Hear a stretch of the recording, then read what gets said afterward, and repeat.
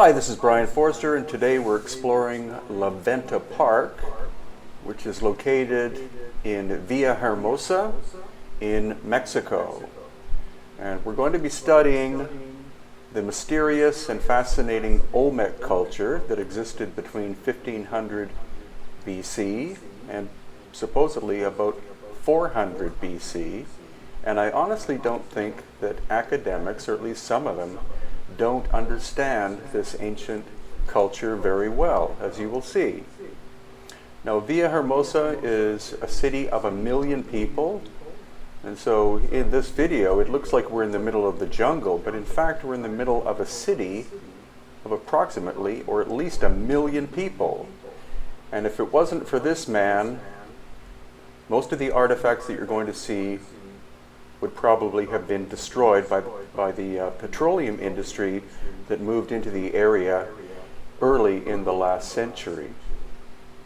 So here, very much a jungle-like atmosphere.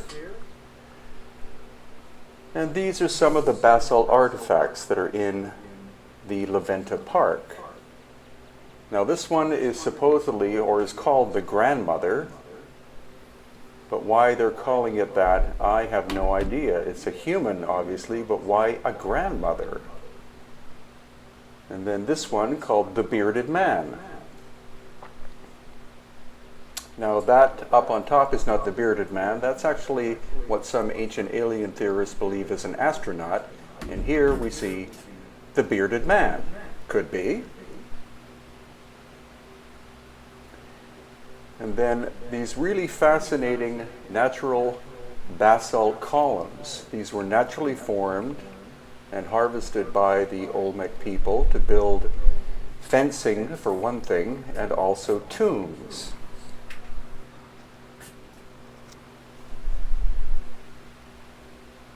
So here is the actual tomb reconstructed. All of these artifacts were moved several miles from their original location, again, because of possible destruction. And this gives you more of an idea of the reconstructed tomb. And then there's a large slab of limestone in the interior that could have been the lid of a coffin of some kind. And many more of these basalt columns. Again, they're natural, and the chosen material used by the Olmec for their statuary tended to be basalt because there's a lot of it in the area where they originally lived. Now we have a classic, basalt Olmec head, weighing probably in the neighborhood of 10 tons. I believe less than 20 of these have been found. What? And they weigh somewhere in the region man. of 10 to 20 tons apiece. Are you serious, homie? Thanks, man. And we have this one, which is another one of the classic basalt Olmec heads. Yeah. Hey, This one is called the Young Warrior.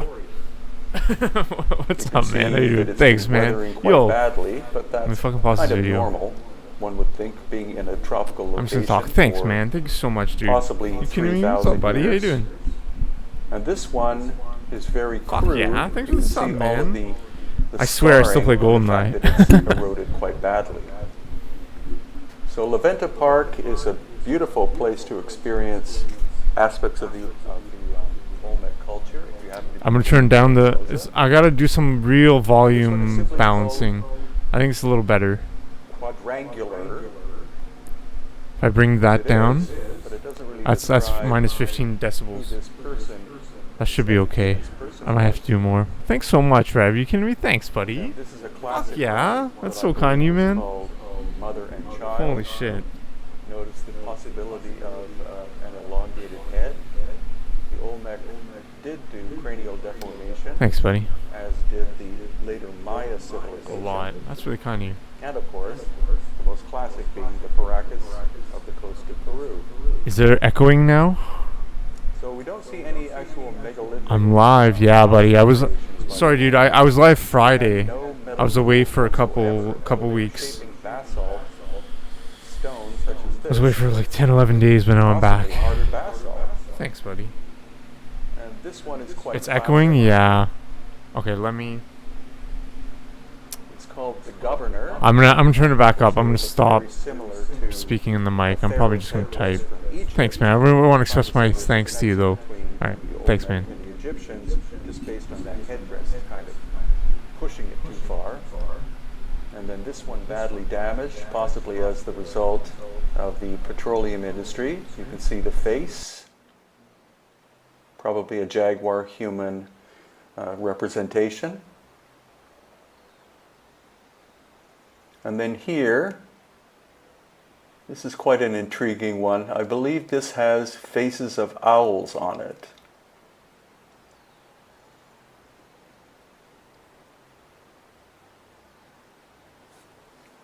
Yes, which you can now see here. You see the two, possibly three owl faces. And as we move farther along,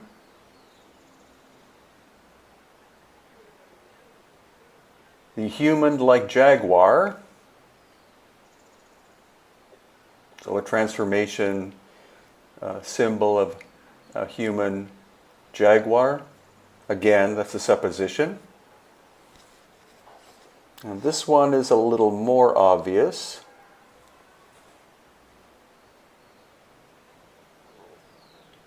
Cetacean, as in whale.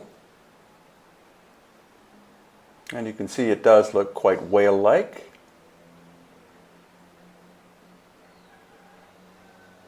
And monkey looking to the sky. This one is quite intriguing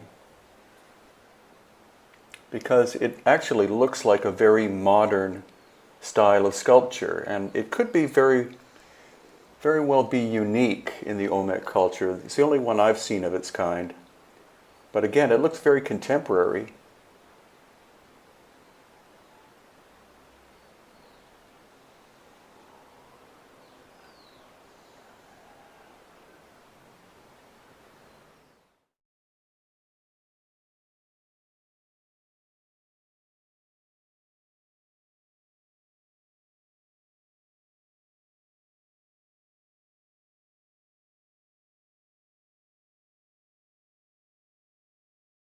You want to see something crazy? I think that came with the N64. Because check this out. I found this in my basement. It's like this is from 1989. Check it out. I think it came with the NES. It's crazy.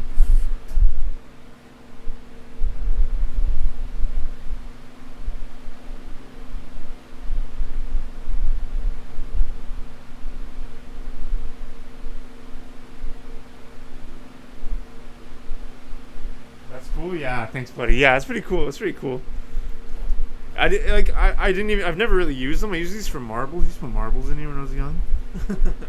But, well, I just realized because I didn't buy either of these fanny packs. I know there's anything wrong with fanny packs. I didn't buy either of these, and I have one old one and one N64 one. So I think they came with the system.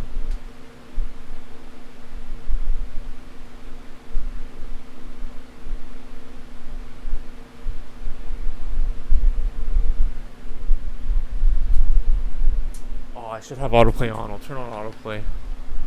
Yo, thanks for the sub, man. You're fucking. How's it going, man? How are things out in Cali, bro? Hope everything's good, man.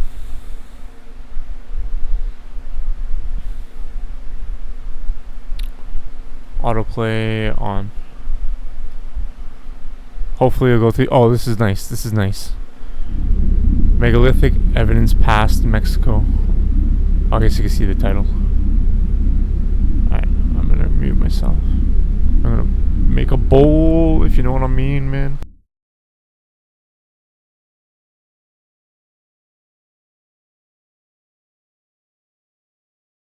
But seriously, thanks, man. You're the man, dude.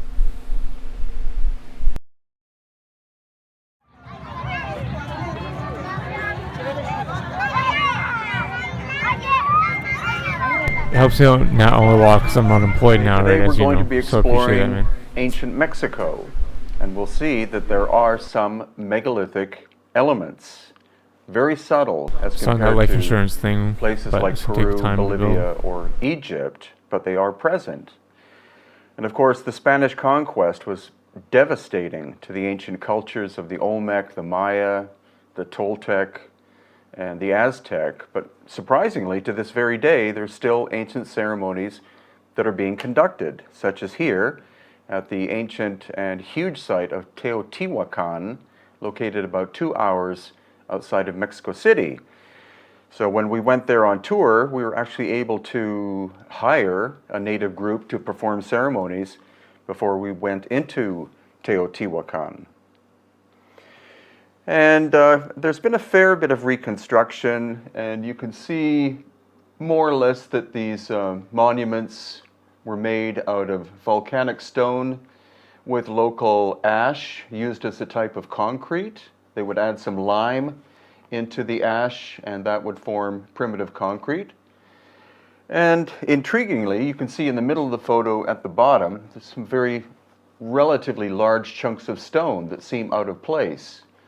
And so that's what we're going to be looking for, not only the grandeur of the accomplishments of people such as the Aztec and Toltec, but the fact that some of these locations seem to be much older and were reconstructed, again, like we see in places like Peru and Bolivia.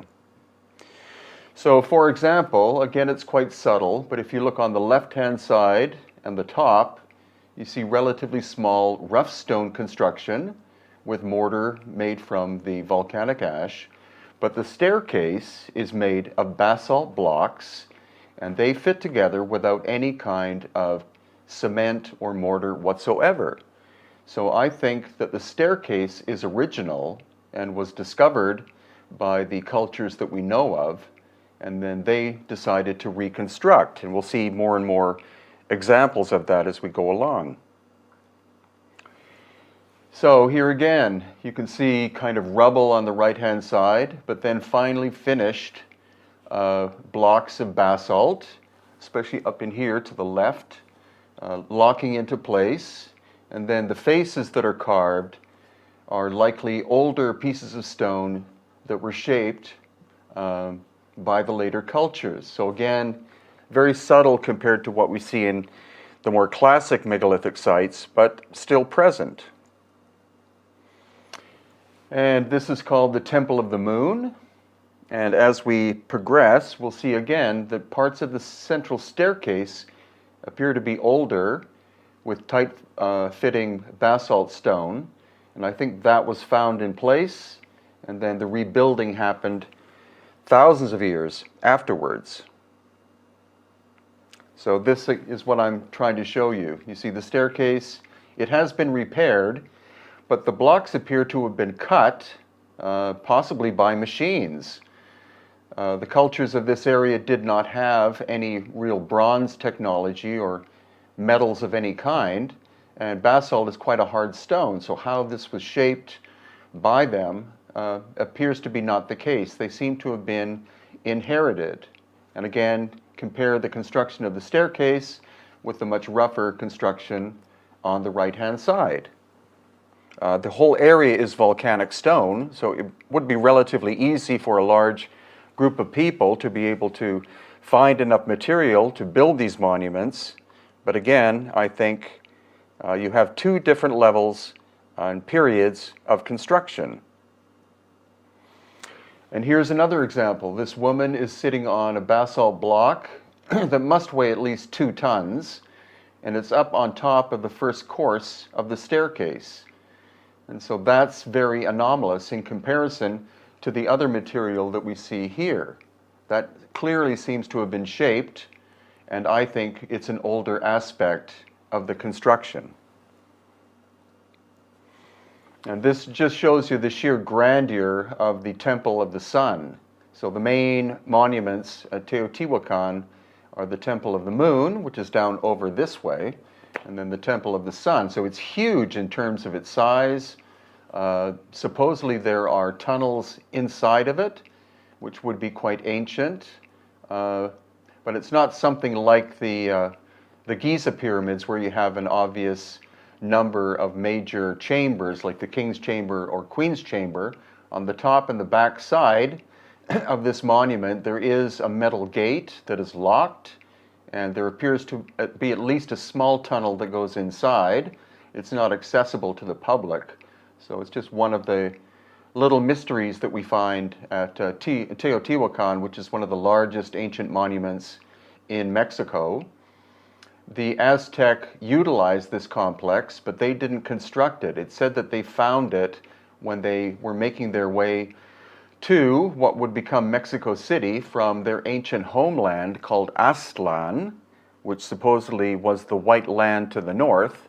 And some people suspect that Aztlan is derived from Atlantis. Whether that's just a play on words or not is not really known. And then we move to Tula, and Tula is located as well about 2 hours from Mexico City in another direction. And most of its complexes are quite small in scale, but we do have these famous statues, which are called the Tula warriors. Some people have called them the Atlantean warriors, but that was actually a term phrased in the 18th or 19th century by a foreign author who went there and coined the term the Atlantean soldiers or Atlantean warriors. You can see that they're made of multiple sections of stone, each one weighing at least a ton, and the actual quarry is said to be quite far away. So these were crafted most likely by the Toltec people. This gives you another view of what they look like. They have been reconstructed. When they were discovered by archaeologists, they had fallen over. So you can see relatively modern concrete was utilized to repair and put them back together again. And this just shows you a sense of scale. That, of course, is me next to one of the warriors. And in the right hand, some people have said that they're holding a kind of laser weapon, and in the left hand they're holding other kinds of exotic weapons. But in fact, a local source told us that the so-called laser weapon is like a little crossbow. They were able to get rubber from the Olmec country, which is more of the jungle, and they were able to construct quite small crossbows. So that's what is in one hand, and in the other hand are the arrows, which are about that long. So for very close to combat.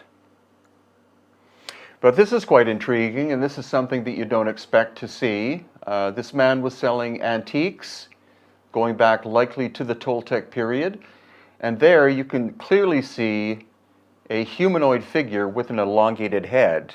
So that came as a complete surprise to us. I'm a reasonable expert as regards antiquities, and so I could tell by the patina of the stone that it was a very ancient figure. It wasn't a reconstruction. And so he was selling it, but it's completely illegal to buy pre-Columbian artifacts and take them out of the country. And something of that size would clearly show up in the x-rays at the airport. And rather than be arrested, I decided to just take photographs of it. This is not the man who was selling them, but just a local gentleman who decided to pose with this very odd-looking sculpture so that I could take pictures. And in Mexico City itself, unfortunately, Tenochtitlan, which was the original name by the Aztecs of Mexico City, the Spanish completely destroyed the ancient Aztec capital. They tore all of the ancient temples down and reconstructed them in the form of churches. So unfortunately, most of what's left of Tenochtitlan is rubble, more or less, and because of earthquake activity as well over the course of time, these temples could be very, very ancient, but an earthquake would cause damage and then reconstruction. But what's intriguing is this is a reconstruction of one of the major temples of Tenochtitlan, and you can see different layers of construction and even air gaps in between. So that would be a very complex form of construction where one temple would be built, and then over the course of time, another would be built on top, and then on top, and then on top. So this is probably at least 4 different levels of construction, and this is what that temple would have looked like at the time of the Spanish conquest. But it's when you're looking at the rubble and the different artifacts that you see huge pieces of stone like this put on display. Where it originally was, we don't know. But again, that's a giant block of basalt. And to me, the surfaces, at least some of them, look machined.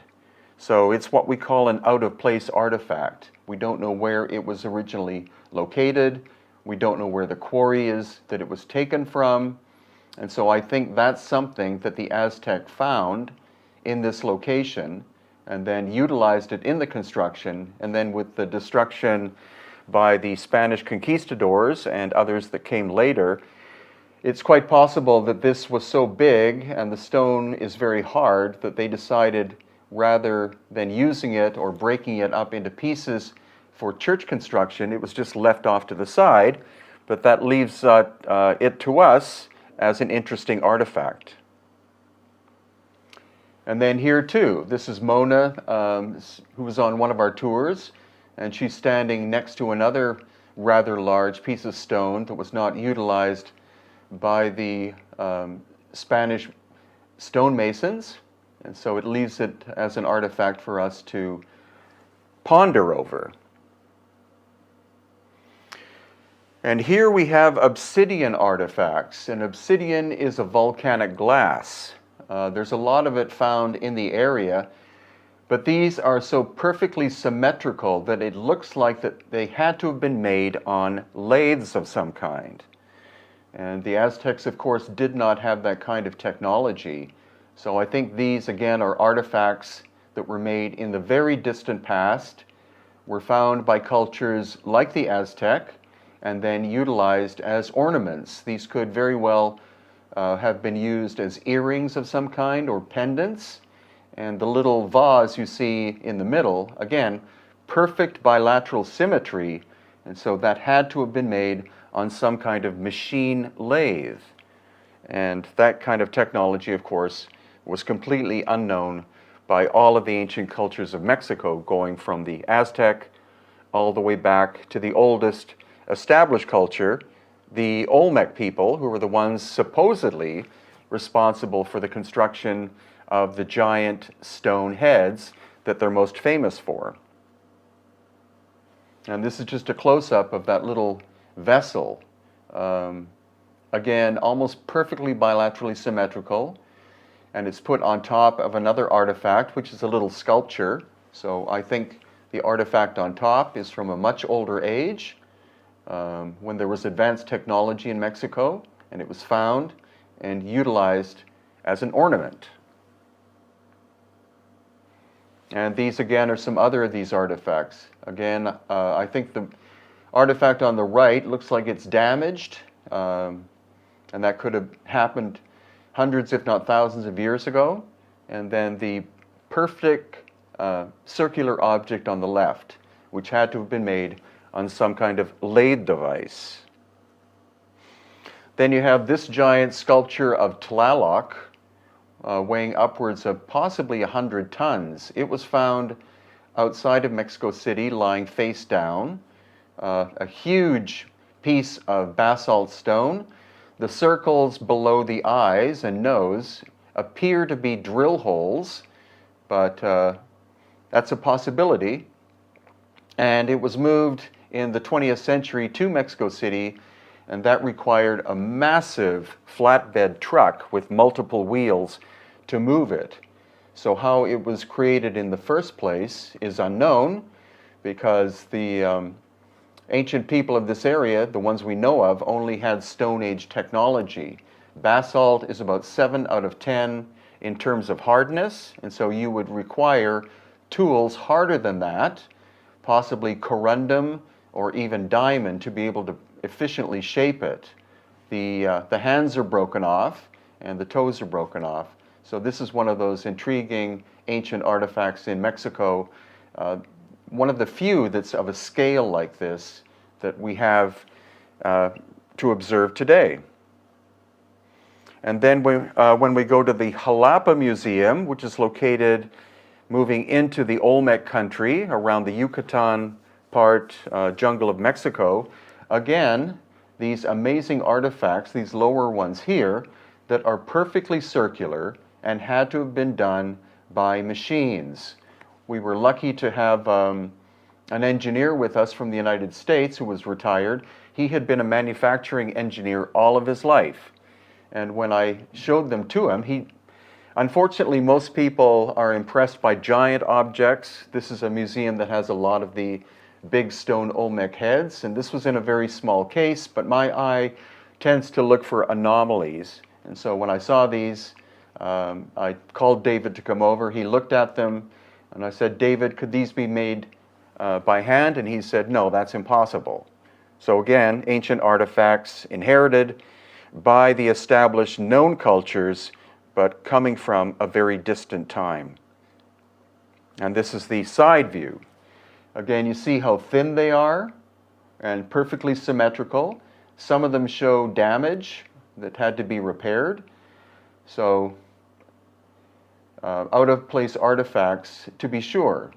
These were found in Olmec country and were used by the Olmec as earrings. But they didn't manufacture them, they found them and used them. And just a bit more of a close-up again, you see how perfectly round they are. And in the inside of that one, we could see spiral marks of a cutting machine that would have been used to make them in the first place. And another close-up here, just showing you see the damage in the lower surface there, and then the curvature where the vertical and horizontal meet. So again, these had to have been made by some kind of lathe. Next, we're in the jungle of Chiapas, and this is Palenque. Palenque is most famous for, it's the most famous probably of the Mayan sites. It's also one of the most beautiful, and this is where the famous Lord Pacal's tomb is located. That's the building on the left. Unfortunately, it's closed to the public now, and most of the precious artifacts are now in the major museum in Mexico City. But it is one of the most beautiful landscapes. It's almost like a Japanese garden.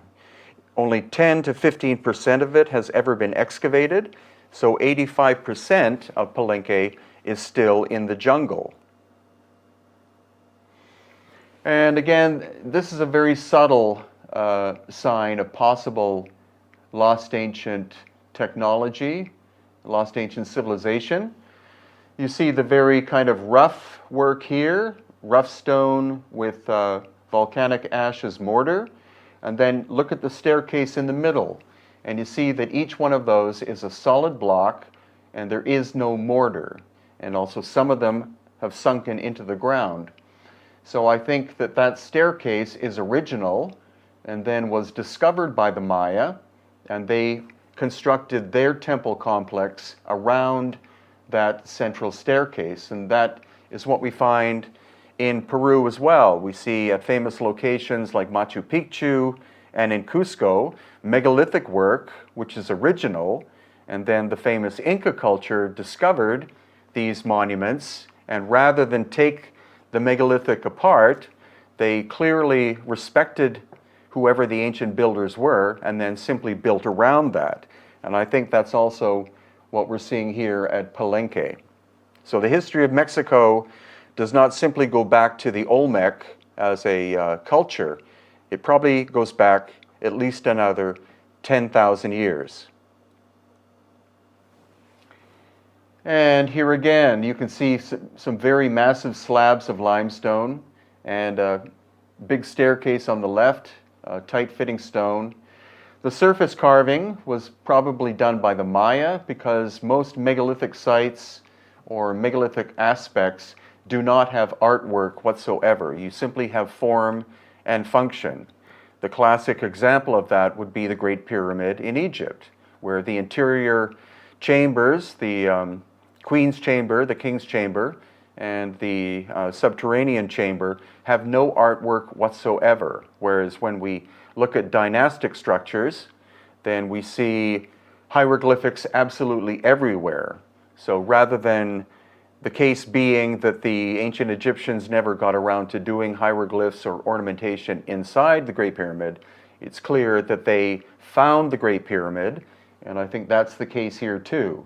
The giant limestone slabs, it's not a hard stone, but especially with the staircase on the left, you see no mortar, it's stone on stone construction, whereas the later phases here, you can see mortar in between the stones, and again, the ornamentation looks fresher than the original surface. We're talking hundreds of years old in terms of the carving, but still the patina of the flat surfaces is darker, indicating it's older.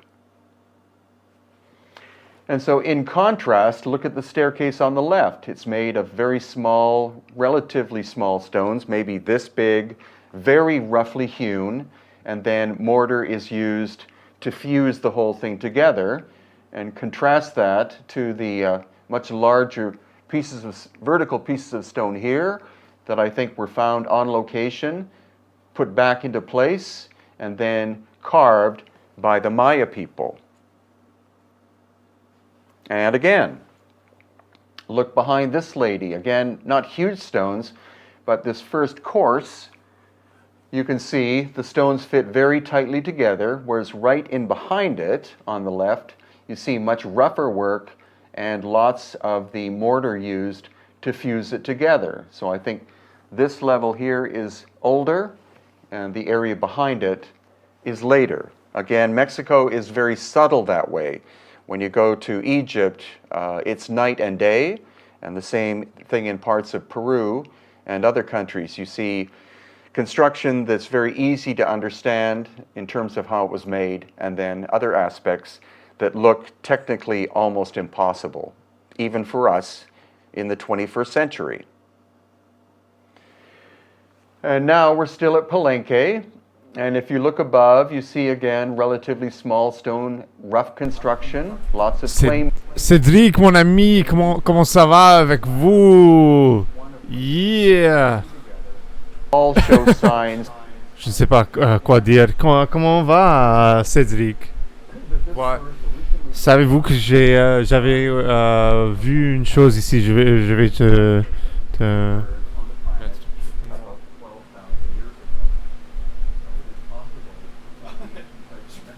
Je pense que j'ai déjà fait ça, non? Avec vous, je pense que oui.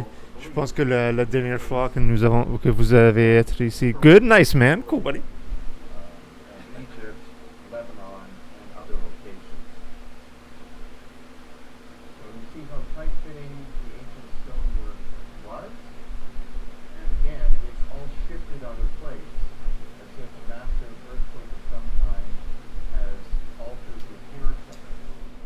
Yeah, man. En réalité, j'ai besoin de parler avec comme émission.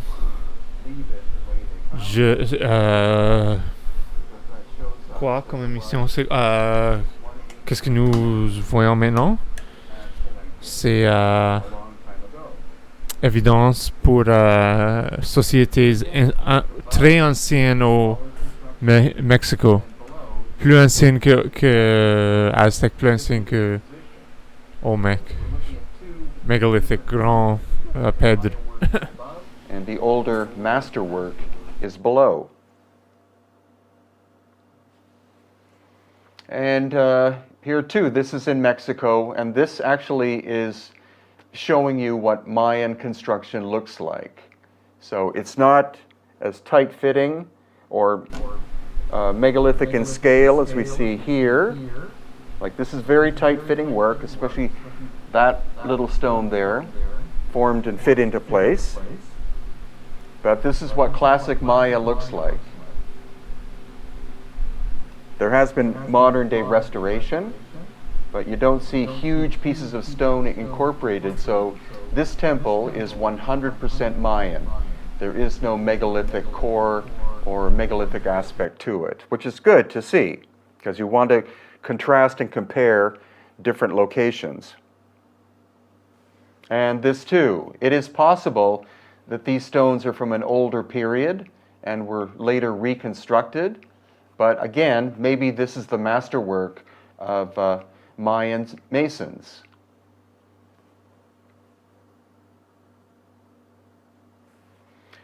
And now we're at Uxmal. And Uxmal is interesting because our guide was a native man, and he understands the ancient Mayan language. And so he was able to tell us what the original names of these places was, and also what the translation of the names were. And so Uxmal means built 3 times. And what that tells us is, I think, is that the 3rd time period was likely the later Maya, the 2nd time period was the early Maya, and the 1st time period was the ancient megalithic. We do find megalithic aspects at Uxmal, not here in particular, but the fact that the place is named built 3 times means 3 time periods of construction. And again, it's mildly subtle, but if you look in this area, you see relatively large column sections and then almost rubble-like construction in behind. The main temple here is made of probably millions of stone, but they're all random shapes and sizes glued together with this volcanic mortar. And these stones look like they were cut with saws of some kind, which was not a technology that the Mayan people had. So these stones may have been recycled from an earlier construction and then incorporated into the temple. And here, quite a tight-fitting wall you can see. This could be from the 1st construction time period, and then it may have been repaired. These stones to me look like they have been cut with saws, but then later repair work was done. So it's possible that a massive cataclysm or earthquake damaged or destroyed this temple structure, and then the Maya people found it and they rebuilt it. And here you have another interesting example. Again, here you have very large stones relatively. They look like they've been cut by saws. And then you have filler here of much rougher material. So I think this is an ancient structure that was found by the Maya, and then they rebuilt it, and they did not have this level of technology, so they scavenged what they could from the area, and then took rougher stone and simply filled the wall back in again. And here, if you look at these lintels are quite massive, and then the work above is very rough. So I think these lintels are recycled or were recycled from an earlier culture that had a relatively high level of technology, and they were simply utilized by the Maya since they were on location anyway. And these columns could be as well. They're about 6 feet tall, and again the lintels are quite massive, and compare their scale with the foundation. Now a foundation is supposed to be made of large stones as possible because you want the foundation to be very strong, but it's quite weak, and so I think these are recycled elements from the first culture of the area.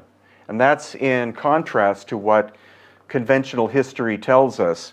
Normally you're supposed to go from primitive to complex, but what we're seeing is complex at the beginning and primitive later on, as if obviously knowledge was lost and forgotten.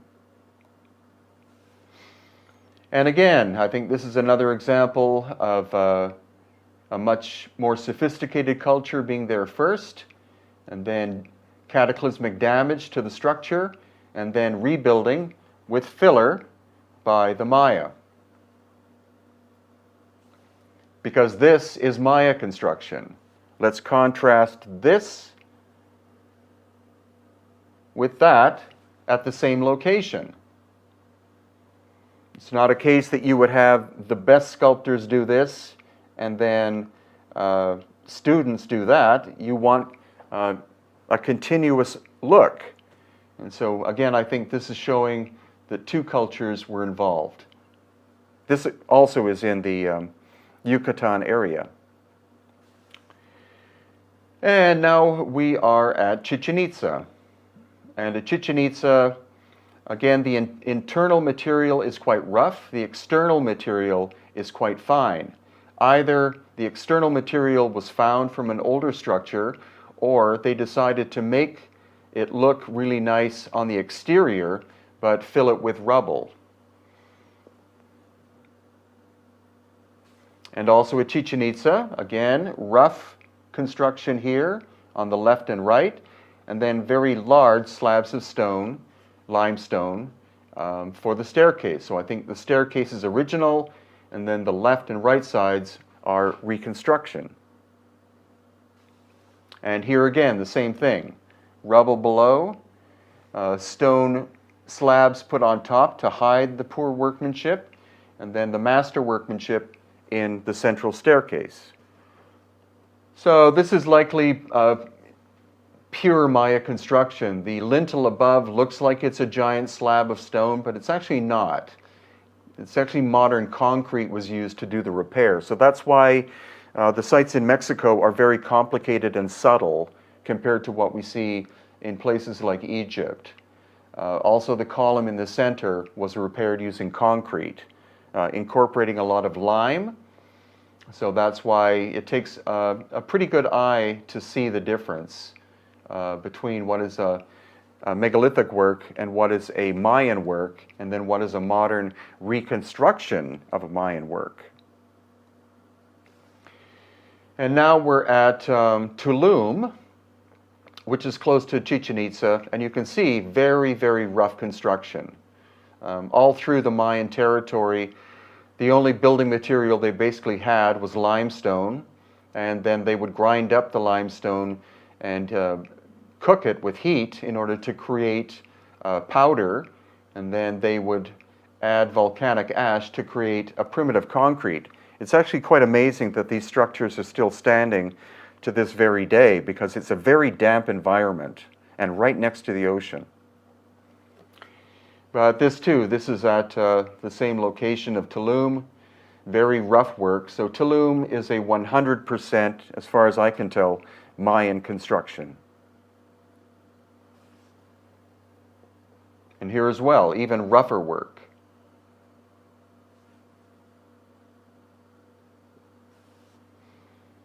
And this again, this is another Mayan complex. You can see it's of a reasonable scale, but the construction technique is quite crude. It is quite possible that originally it had a plaster coating so that it looked like very smooth, but over the course of hundreds of years, and then reconstruction by archaeologists, all we have left is the basic form of what it looked like. But this is interesting. If you look at that archway, you can see some quite large blocks of stone, and especially the lintel. This is in Oaxaca, Mexico. And that lintel weighs about 6 tons. And contrast that with the much rougher, smaller work around it. So I think that lintel and some of the uprights of the gate were found at this location, maybe parts of the staircase as well, and then reconstructed by the Zapotec people. And here too, these rather large slabs of stone with surface carving. I think they date from an earlier age, and I think also that the surface carving was done much later by the Zapotecs. And look at the rather crude construction style. You have a large slab, relatively large slab on the left, a much bigger one, and then a smaller one, and then very, very rough construction technique on the right-hand side. And these two contrast the work above with the work below. Surface carving done by the Zapotec people, maybe with Mayan influence, and then much rougher work above and on the left side. Okay, so here as well, this is Monte Alban, which is located in Oaxaca. And look at the disparity in terms of construction. You have a relatively large stone on the left with surface carving, a larger one next to it, a smaller one next to it, and then much smaller stones. So I think the larger stones are from an earlier time period and were reincorporated by the Zapotec people into their later construction. And here as well, why would you have large and small stone construction like this? It doesn't make much sense unless you have two different cultures.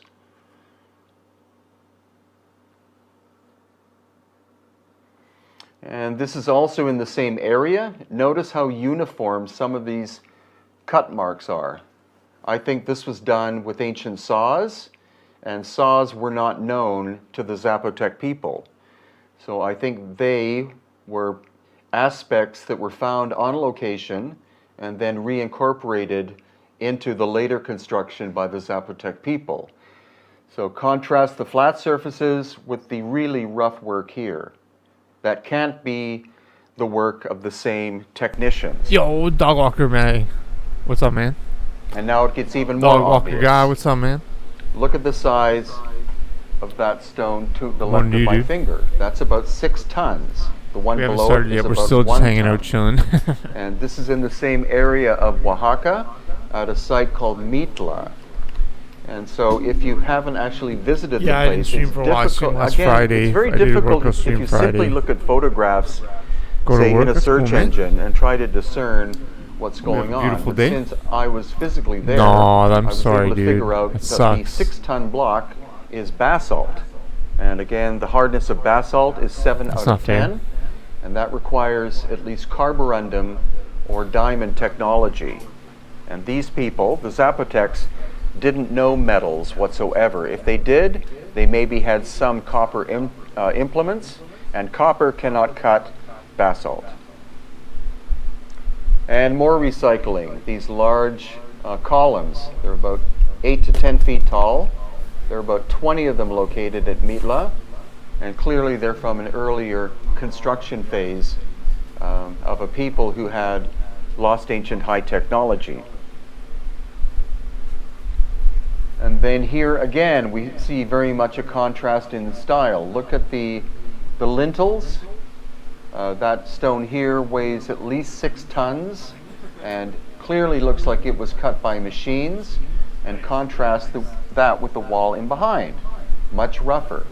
So once again, the Zapotec discovered an ancient megalithic site and then rebuilt it utilizing whatever was at hand. Of course, they would use any giant stones like this in their construction, and then they had to use other rougher Yeah, material. baby, from that was Perth, found Australia, on baby. location. Aussie, oi, The oi, fine oi. work on top. Dude, looks I like it may saw, have I'm been telling you, machined, man. But in fact, it's quite soft Perth? limestone. I'm So gonna they pause could the have video. I'm shaped gonna tell a that, and it's story. only I think I told you this superficial, before, but I want to give the details work. because it's pretty cool. I was in Perth for when Australia beat South Africa for the World Cup. Was it World Cup? Yeah, boy. Yeah, what year was that? Was it 2014? 2014. Yeah, I was at that game, man. It was kind of raining and shit. It was awesome. This saved me that day. Let me tell you, this saved me that day. It was sick, man. It was fucking so dope. Oh, you're born in South Africa? That's amazing. Where in South Africa, man? Oh, no, man. You're gonna lose your shit, bro. You're gonna lose your shit. Watch this. Watch this one. I have it, I just rearranged my closet, so this is gonna be hilarious.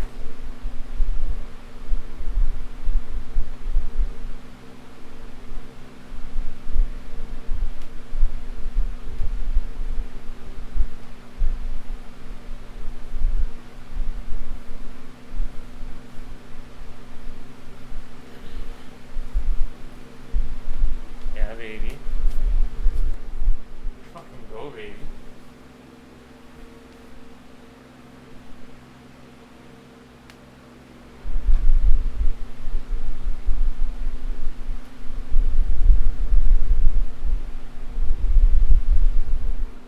Yeah, boy. Johannesburg? Nice, man. Get the fuck out of here. I was in Johannesburg in 2014 when I went to Perth. No, what's no? Yeah, still, man. Yeah, man. Fucking. Yeah, I've been to Cape Town. I went to Cape Town. That's when I got this, and I went to Cape Town. I went to. Yeah, man, I'm super blessed. I've been really lucky. When I went to Johannesburg, I was doing a talk. I was going to a conference in Perth, Australia, at the University of Australia, with my professors. The I might as well just say it. Yeah, International Association of Vegetation Science, IAVS. It's a vegetation science journal and scientific society. And they were giving it was a conference at University of Perth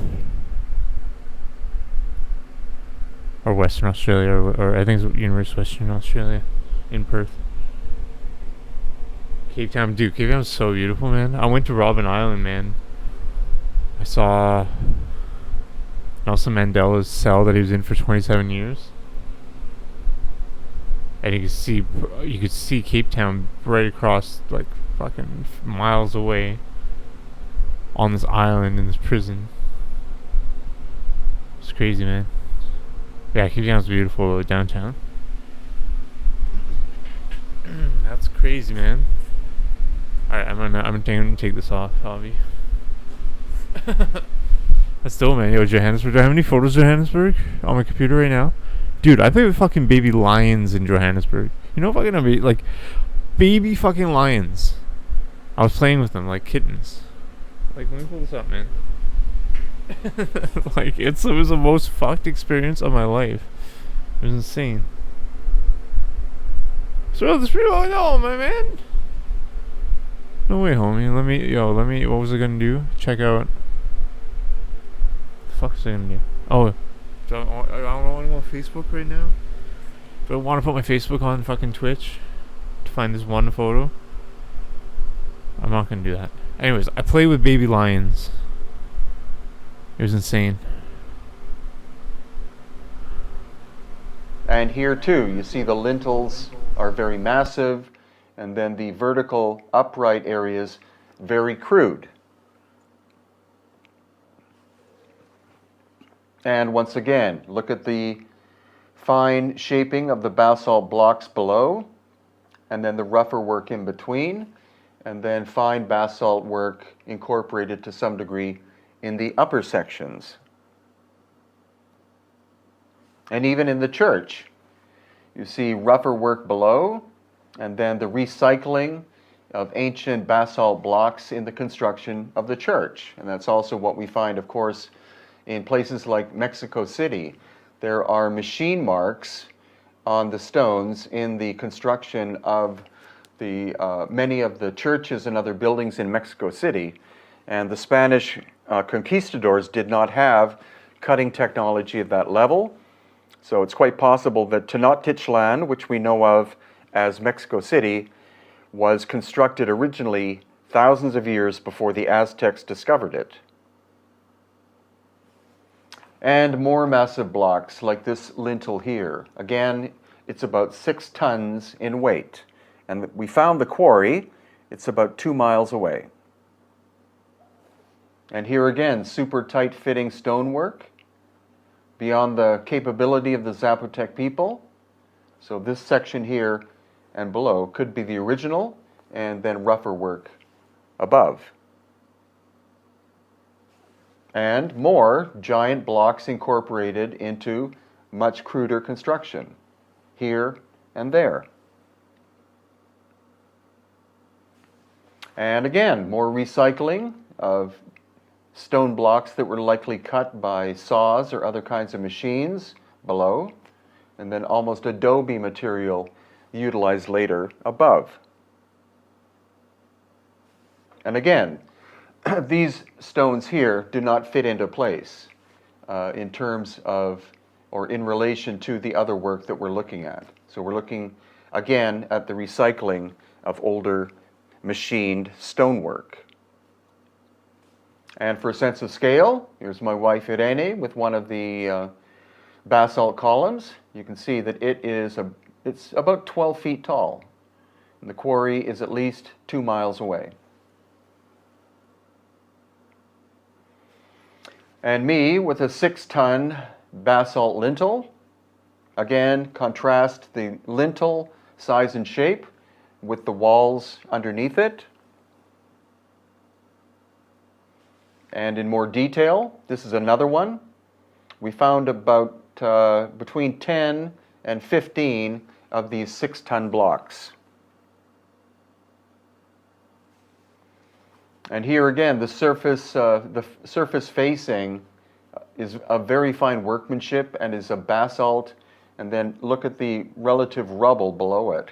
So probably recycling of material.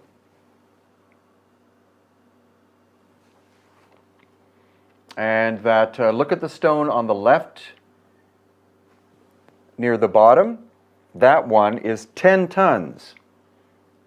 Contrast that with all of the rest of the stonework that you're looking at in this picture. And that is the 10-ton stone block.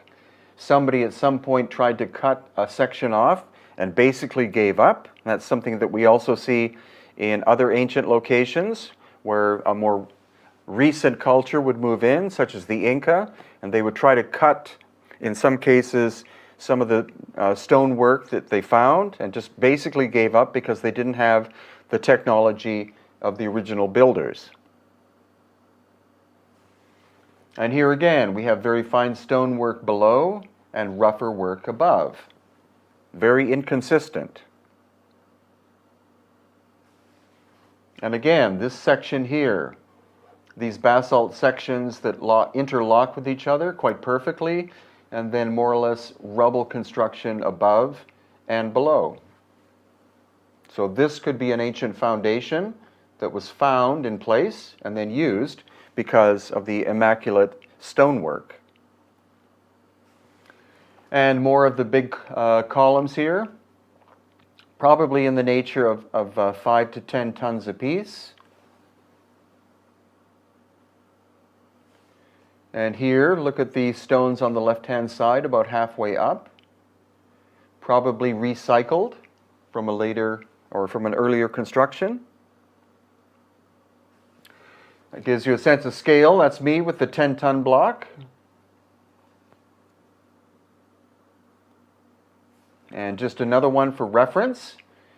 That's clearly not its original place, so it could have fallen down from an ancient earthquake or other cataclysmic event.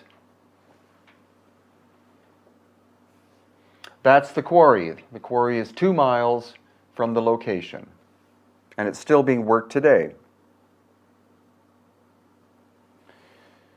And this is the quarry itself. Some of these may be very ancient cut surfaces. Kind of hard to tell. We will be going back. Anything that's intriguing like this, you really have to go multiple times before you can make a proper assessment of what you're looking at. One trip, there's usually so much ancient activity that's going on that it's hard to get the clear picture. But I think we can definitely state that ancient Mexico is far more complicated than what most academics believe.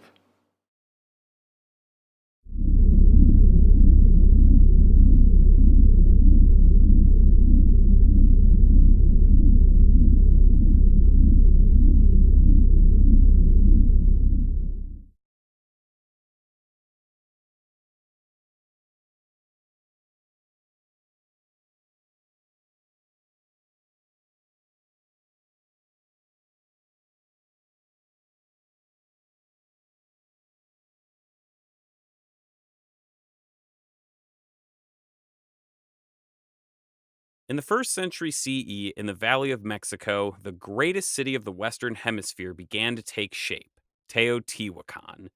This was the largest city ever in the Americas to that point. For that matter, one of the largest pre-industrial cities of the entire ancient world. At the height of its power, it was the home of roughly 100,000 people, and was Mesoamerica's greatest city of the classic period. To put that in perspective, only a few cities in the world would have been more populous at the time. It was truly world class. Teotihuacan's ruins are extraordinary, and they inspire complete awe to any visitor. So it's no coincidence that today it's the most visited archaeological site in both North and South America. By the time Teotihuacan began to wane, its economic, political, and religious legacy could be felt almost anywhere in Mesoamerica. Let's explore the story behind one of the greatest sites in American history.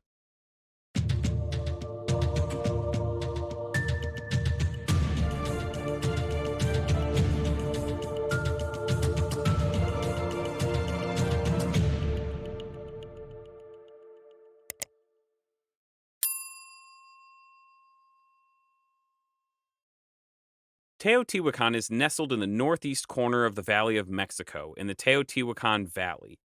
If this map is throwing you for a loop, remember that the Valley of Mexico was dominated by lakes that were later drained for the construction of Mexico City. The lakes you see on the map are now gone. Prior to the 1st century BCE, Teotihuacan, or shall we say the site that would become Teotihuacan, was a small farming community of relatively little importance. A closer look at the geography doesn't reveal any important secrets. If anything, a closer examination is underwhelming. The Teotihuacan Valley is not particularly fertile. Much richer agricultural lands are found in the southern basin, which receives almost twice as much rain as the northern parts of the basin. The northern basin was dominated by the salty and brackish Lake Texcoco. People in the southern basin would have enjoyed the freshwater Lake Xochimilco. The San Juan River provides a source of fresh water, as do several natural springs in the area. So, with such an unimpressive resume, how did Teotihuacan grow into that massive city of more than 100,000 people? To the south, in those fertile areas I mentioned earlier, the big player of that time was the city-state of Cuicuilco on the western side of Lake Xochimilco. Cuicuilco is an impressive site. It has a very large rounded pyramid that reaches 23 meters. It probably had a population of something in the neighborhood of 20,000 people. This would have been the chief rival of the up-and-coming Teotihuacan, but not for long. In a cruel twist of fate to the people of Cuicuilco, a series of volcanic eruptions ruined much of the land around the city and sent the population fleeing north, where they found a new home in Teotihuacan. There's also some evidence that climatic changes may have affected the rainfall and agricultural productivity in the region. Regardless of the exact causes, what is important is that between 150 BCE and 200 CE, a mass migration began from Cuicuilco and the other southern sites to Teotihuacan, which caused the city to swell to unheard of proportions. So, how did the city accommodate this tremendous influx of population? Let's take a look at the site of Teotihuacan itself. Obviously, the Teotihuacano leadership needed to plan the city's expansion carefully, and they did not disappoint. The city is laid out on an orthogonal grid. This is very important because no other previous city in Mesoamerica had been laid out like this as far as we can tell. Even after Teotihuacan, it's not a common urban layout. At 1 CE, it was a Mesoamerican first, and dare I say, a very modern design choice. This design was so important that the Teotihuacanos diverted the local San Juan River so that its course ran parallel to the grid. That grid is not laid out on a north-south axis, but on an axis of 15.5 degrees east of north. That orientation is not arbitrary. Archaeoastronomers believe that the city architects took into account the setting of the sun on August 12th and April 29th. Some of you more astronomically inclined viewers may be scratching your head, because those aren't equinox or solstice dates. What gives? For anyone who keeps the Mesoamerican calendar and is really good at math, those dates are separated by 260 days, which is the length of the sacred calendar. With this orientation, they were honoring that sacred calendar. Archaeologist Saburo Sugiyama believes that the design of the city's monuments honor that calendar as well, and he's even shown that later Nahuatl units of measurement appear to show calendar numbers in the measurements of these monuments. For example, the Pyramid of the Sun appears to measure 520 units by 520 units. 520 is double 260, the number of days within the sacred calendar. Very impressive. With this layout, the city could grow in an orderly manner. When the site of Teotihuacan was ambitiously mapped by René Millan in the 1960s, it was discovered that most of the city was made up of walled apartment compounds. These would have replaced earlier urban dwellings and allowed the city to accommodate an enormous and dense population. Every compound would have housed multiple families or kin groups. Every family would have had its own private domestic space as well as shared religious and economic spaces. The typical compound would have been centered around an open courtyard, often with a small ritual space which would have had a dozen rooms and specialized spaces organized around it, all on a single floor. Since these were densely packed together, windows would not have been common, but some rooms appear to have had open roofs to allow light, fresh air, and possible rainwater, not unlike the atria that the Romans were building in their homes at the same time. And while we're talking about ancient Rome, it's worth mentioning that Rome had very similar strategies for dealing with their population by relying on apartment complexes. Both cities in antiquity were actually about the same size, though Rome had a much bigger population. Unlike Rome's multi-story insulae, Teotihuacano apartments are only single-story buildings. They can vary in size from 400 square meters to 7,000 square meters. Nearly all citizens would have had decorations in their home, some of which survive today. Some even had indoor plumbing for waste removal. These apartments are a gold mine for learning about daily life in Teotihuacan. While excavating pyramids, palaces, and temples is glamorous and sexy, archaeology of residential areas like these tell us a lot about everyday life. Perhaps one of the most interesting things that archaeology has uncovered are the presence of ethnically distinct neighborhoods. Just like how modern cities have Greek, Mexican, and Chinese neighborhoods, Teotihuacan had its own ethnic areas too. These were Zapotec, Maya, Gulf Coast, and Michoacano neighborhoods. In those areas, artifacts and burials specific to those cultures have been found, which show that from its inception, Teotihuacan integrated a diverse population. It's a cool reminder that all these different cultures were not isolated, but very aware of each other and interconnected. These apartment complexes performed a variety of functions that can cue us into what daily life was like. What really stands out is the sheer amount of craft production that was occurring in these neighborhoods. These show a very high degree of specialization. Holy shit. There have been workshops What's up, discovered Dick? for How you doing? obsidian That's amazing. crafting, pottery, textiles, hide-working, basketry, lapidary, and What's up, shell Dick? How you work, doing, man? plaster Yo, production, that's sculpture, fucking boneworking, amazing. masonry, and butchering. I could go on, but you get the idea.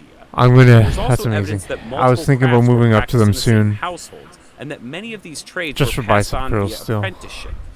Thanks for being here, man. Teotihuacan's What's up, dude? ceramics produced here are very distinct. Congrats, man. That's sick. You can recognize them easily from their tripod bases. In many cases, these are brightly Thanks, colored man. and Yo, painted. you want to check out my If you're new, curious about how these my colors were updated achieved, the pottery area? was actually No more. stuccoed I'm not. Well, after it was fired in the kiln I'm trying and this then experiment. I'm not drinking coffee. I'll probably be Another back to common it soon. ceramic Which I type got produced at the just site tea. is thin orange pottery, which was a simpler, everyday useware. But Teotihuacan's most famous industry was its obsidian production. Teotihuacan was blessed with easy access to multiple obsidian sources, including the rare green obsidian of the Pachuca mines. Not only was this the material of choice for tools, but also the material of choice for weapons, and that's going to be important down the road. These manufactured goods would have been valuable trade commodities and also everyday items for most of the population. And that's a really fascinating insight. One would assume that a city of this size would have a huge wealth gap, but work by archaeologists Michael Smith and David Carballo have shown that even humble working-class households had access to simple yet high-quality goods and even imported items. Unlike most other ancient cities, the commoners were quite well off and had personal space and access to luxuries that were unparalleled. No other city in Mesoamerica would have had this high a standard of living. It was truly remarkable. This egalitarian prosperity no doubt would have made immigration to Teotihuacan very appealing to people near and far. Even when I try to The avoid backbone of all this was the agriculture. toilet jokes, I Specifically, can't avoid them maize because agriculture. it's the truth. The Valley of Mexico had I always can't. I been mean, a that's fertile not my area, testimony for and it. I'm just saying. Teotihuacan if you took say advantage so. of that. Apart from maize, goosefoot, Congrats, amaranth, man. nopal cactus, and cactus fruit I'm gonna were finish consumed this set. as I'm well. gonna finish this set. Also important was pulque, a fermented beverage made from agave. Analysis of large pots and amphorae show that this drink was very common and may have constituted a large part of the diet. Pulque was also very important for religious ceremonies and libations, similar to chicha in South America. Teotihuacanos made use of the fauna around them as well. Although the locals hunted wildlife where they could, there was also a large reliance on domesticated animals, particularly dogs and turkeys. Recent discoveries also show that jackrabbits and cottontails were being bred for consumption at Teotihuacan as a food source, so it's possible that they may have been domesticating these rabbits as well. But let's turn our attention from physical nourishment to spiritual nourishment. Remains of Teotihuacan religion and its pantheon abound. As I mentioned earlier, small household shrines can be found in the apartment complexes of Teotihuacan, showing that religion was an important part of daily life for everyone. These religious elements are equal part familiar and mysterious. On one hand, there are several continuities to later Aztec and other Central Mexican religions that we can easily interpret. On the other hand, certain elements of Teotihuacan religion seem wholly unique. Fire appears to have been an important element in Teotihuacan religion because we find lots of braziers at the site that were most commonly used for burning incense and offerings. Anyone familiar with the Aztec New Fire ceremony also knows the importance of fire in ancient Mexican religion. These braziers are often made in the image of the old fire god, or if you're familiar with the Aztec pantheon, Huehueteotl. Now, a word about the names of the gods here. There's a lot of continuity between Teotihuacan and later Mexican cultures like the Aztecs, and so it's not uncommon to see these deities referred to by Aztec names out of convenience. I'm going to refer to many of the gods by their later Aztec names, but just keep in mind that these are likely misnomers, and that the Teotihuacano gods may be different from their later Aztec counterparts. One of the most important deities of the city was the storm god, Tlaloc. This isn't the first time we see him in Mexico, but he played a pivotal role in Teotihuacan. Tlaloc was a god with benevolent and malevolent aspects, and there are many different portrayals of him, although I should note that some people believe these to be multiple aspects of one god, while others assert that they are separate gods. He is sometimes portrayed with various plant fronds or maize, other times with lightning and water, and sometimes with a shield and lightning bolt. Tlaloc's signature feature in his war persona are his goggle eyes. Remember those goggle eyes, because they're going to come up down the road. Tlaloc was such a popular deity that he outlasted Teotihuacan and survived all the way up to Spanish contact without a lot of change. Other familiar faces which survive into later times that make appearances here include the maize god and Quetzalcoatl, the feathered serpent. One god that doesn't survive so visibly in later records is the water goddess, or the great goddess of Teotihuacan, who's shown here in this huge monolithic sculpture that was found at the site. Some people identify her as Chalchutlicue, an Aztec goddess of water, rivers, and fertility. A mural at the site shows this goddess below a large tree full of water, insects, and birds. This goddess's identity is a complete mystery, and she lacks easy comparison to later Mexican goddesses. Her presence in such a central position is very unique to Teotihuacan. Okay, I think we've established enough context, so let's introduce the stars of the show and Teotihuacan's most famous monuments, its pyramids. After all, these are probably what come to your mind when you think of Teotihuacan, so what's the story with them? All of the pyramids of Teotihuacan line the main axis of the site, the Avenue of the Dead, which would have served not just the everyday pedestrian traffic of the city, but also the ritual processions as well. All the pyramids of the site were built between 1 and 250 CE. My sources actually conflict on whether the Pyramid of the Sun or the Pyramid of the Moon was built first, but regardless, they began to be erected early in the city's history. Now, a word about pyramids in Mesoamerica. When we think of pyramids, we typically think of the Great Pyramids of Egypt, and the only thing they really have in common with Mesoamerican pyramids is their shape. Egyptian pyramids are just cut stone blocks arranged in the shape of a pyramid. Those pyramids were also used as tombs for a single ruler. In Mesoamerica, pyramids are basically a mound of earth or rubble that's effaced with cut stone and other materials. Most of the time, these would have been covered with plaster and then painted brightly. Furthermore, most of these pyramids were not built in a single construction.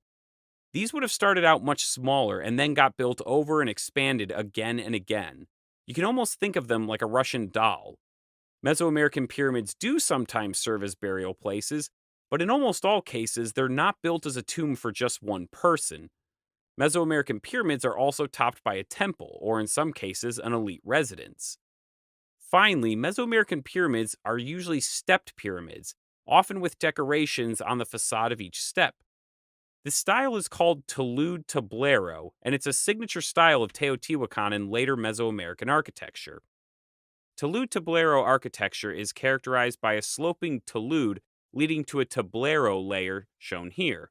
The tablero panel would have housed decorative elements and art. Everyone clear on that? Good. Let's work our way from north to south and start with the Pyramid of the Moon. The Pyramid of the Moon is the second largest pyramid at the site. It's 43 meters tall and has a large platform at the front. These platforms are referred to as adosadas. By the way, if you're wondering where the name of the pyramid comes from, it actually comes from the Aztecs, as does the name of the Pyramid of the Sun. It's unknown if it would have had this name originally. The pyramid was first constructed around 100 CE, originally as a small pyramid that was enlarged over and over again during the following centuries. The original pyramid was probably one of the first buildings completed at the site. Excavations in the pyramid have also unearthed several dedicatory ritual deposits and sacrificial animal and human burials within the pyramid. These sacrificial burials most likely functioned as consecration offerings. They appear to have happened repeatedly at each stage of new construction. What's interesting about these burials is that the analysis of bodies and grave goods show that most of these victims were not from Teotihuacan, and that they were warriors, which suggests that they were likely war captives that were sacrificed to the pyramid's patron deity. But who was that? It's believed that the Pyramid of the Moon was dedicated to the water goddess that we met earlier. Remember that colossal statue I showed you? That was found on the western side of the pyramid. Reinforcing this is the mountain directly behind the pyramid, Cerro Gordo, which is still considered a female deity by the indigenous people today. Interestingly, the moon is considered feminine in Aztec mythology, so the name that the Aztecs gave the pyramid may actually be very fitting. Now let's go south and look at the largest pyramid, the Pyramid of the Sun. This pyramid is staggering. It's one of the largest pyramids on the planet. The base measures 215 meters on either side and 70 meters high. A lot of sources will tell you that this was the tallest structure in the Western Hemisphere until the advent of the skyscraper, but that's actually debatable because I've seen other pyramids with larger reported heights, but that's for another episode. Like the Pyramid of the Moon, several offerings have been found at the base and within the pyramid itself.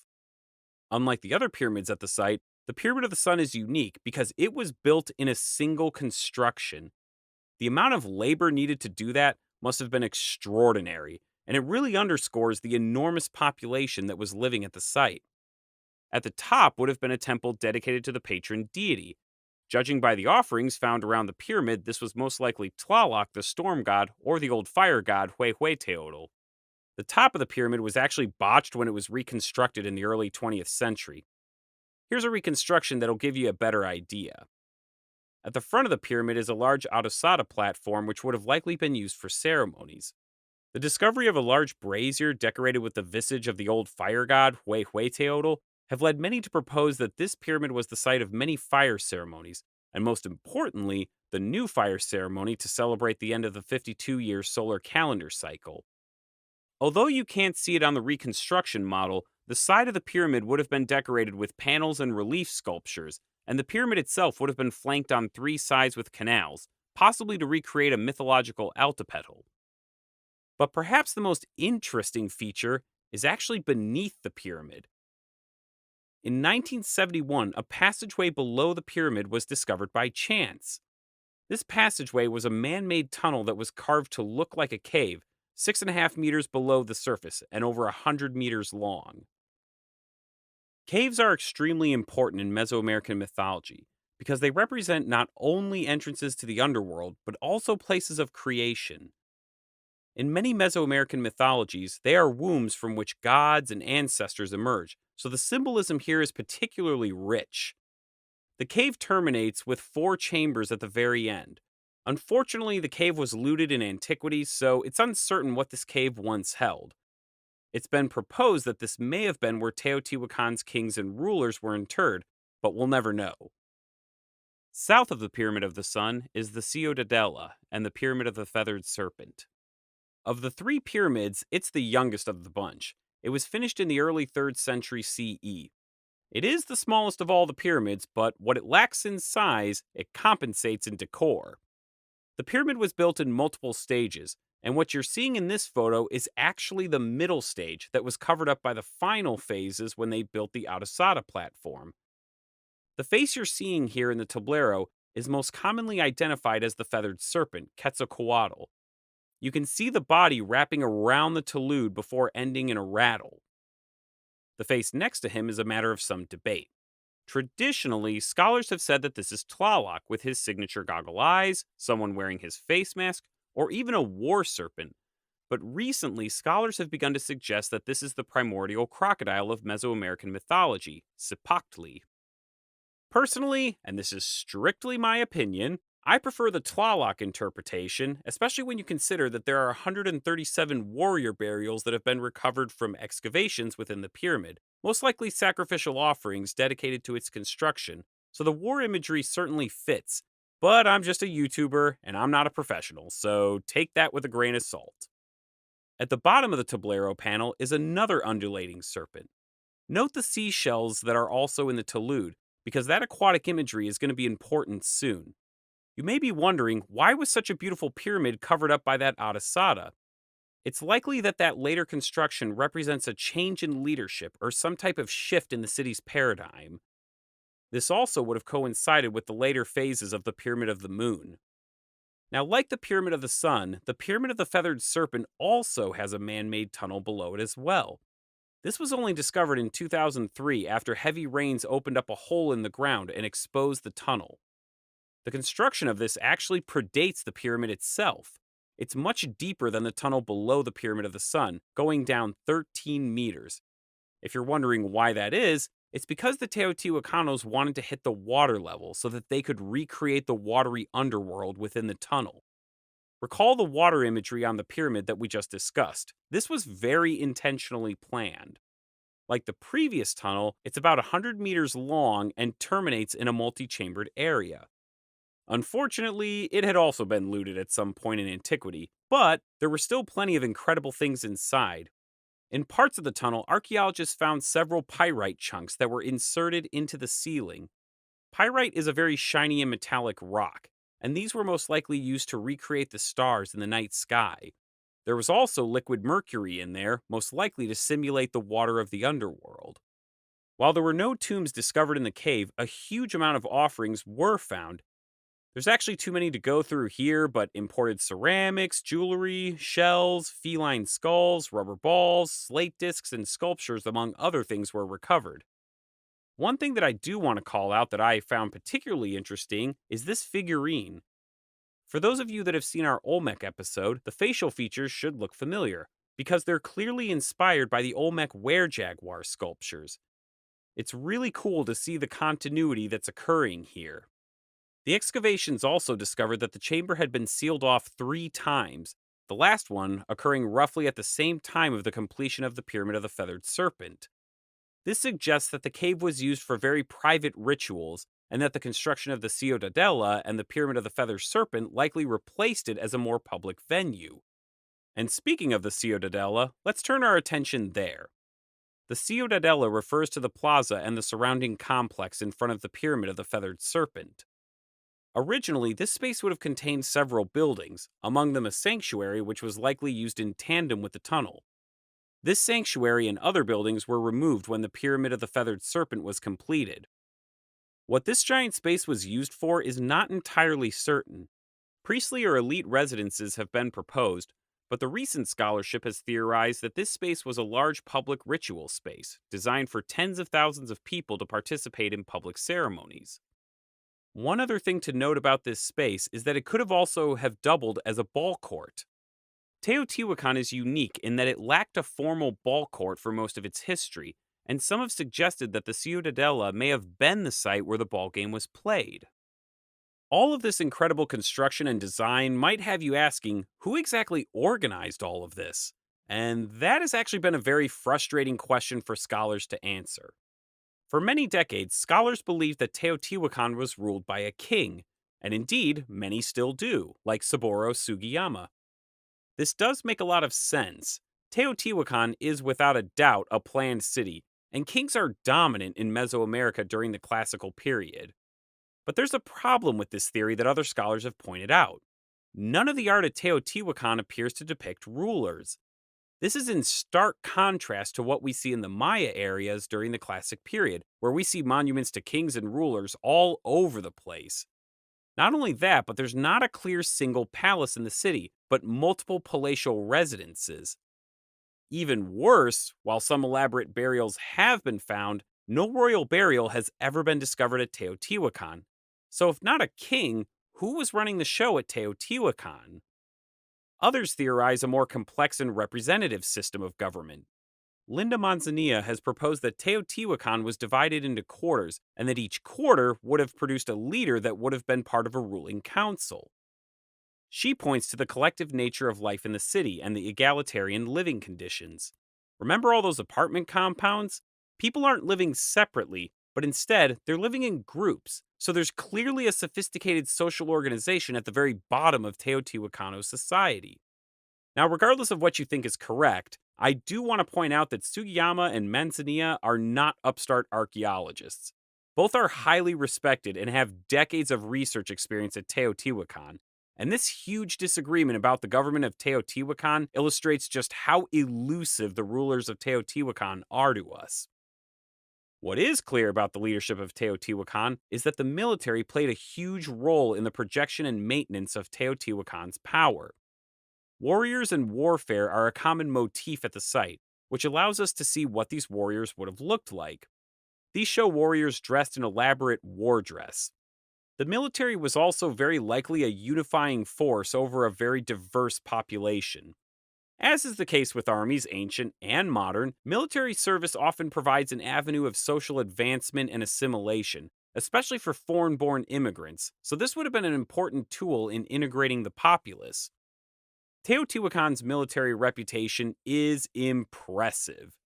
From an early date, they were in firm control of the Valley of Mexico and began to dominate the surrounding area. However, the best and most dramatic accounts we have of Teotihuacan's military success come not from central Mexico, but from the distant Maya lowlands, where surviving written records record an incredible encounter. Teotihuacan had had close links with the Maya region for a long time, but things really got violent at the site of Mutal, or Tikal if you're using the modern name, where in 378 CE, a Teotihuacano warlord, referred to in the Mayan inscriptions as Siyac, or Fireborn, led an army into the city after an apparent diplomatic falling out between the two cities. After subjugating Mutal, Siyac most likely murdered its king, Chaktok Ishak I, or as he's also known, Great Jaguar Paw. By the way, if anybody watching this is expecting a child, I would encourage you to consider the name Fireborn as an awesome name for your child and future world conqueror. Siyac appears to have installed Yashnun Ein on the Mutal throne, the son of Spear Thrower Owl. Now, Spear Thrower Owl's exact identity is a bit of a contentious topic. Mayanist David Stewart proposed in the late 90s that he was a powerful Teotihuacano noble, possibly even the king of Teotihuacan itself. As we've seen, though, the notion of a Teotihuacan king is very debatable. There's also new evidence from strontium analysis of Yashnun Ein's bones that show that he was not a foreigner to Mutal, but a local. Regardless, the evidence of a Teotihuacan entrada into the Maya lowlands is very compelling. Now, we'll go into more detail on this fascinating incident when we discuss the history of Mutal someday, but for just a second, let's pull back and admire what just happened. A Teotihuacano leader, possibly even the king himself, led an army from Teotihuacan through Mexico into the Petén rainforest and toppled the dynasty of the largest and most powerful Maya city. This is when I really wish we had more sources on this, because I would love to know what the logistics were. Without any beasts of burden, mind you, Teotihuacan mounted a massive expedition that was not just feasible, but successful. And if you think that's impressive, which it totally is, there's even more, because Teotihuacan does the exact same thing to the Maya city of Axhuitic, the modern ruins of Copan in modern-day Honduras.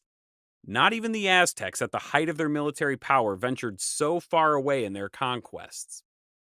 Now, it's tempting to hear all this and conclude that Teotihuacan was the center of an empire spanning from the Pacific to the Atlantic, from central Mexico to the Guatemalan rainforests. But the real picture is much more murky, I'm sorry to say.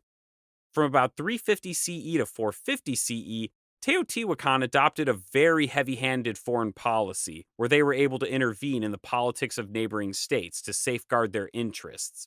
If there was an imperial presence outside of central Mexico, it was very short-lived and would have required incredible resources to sustain it.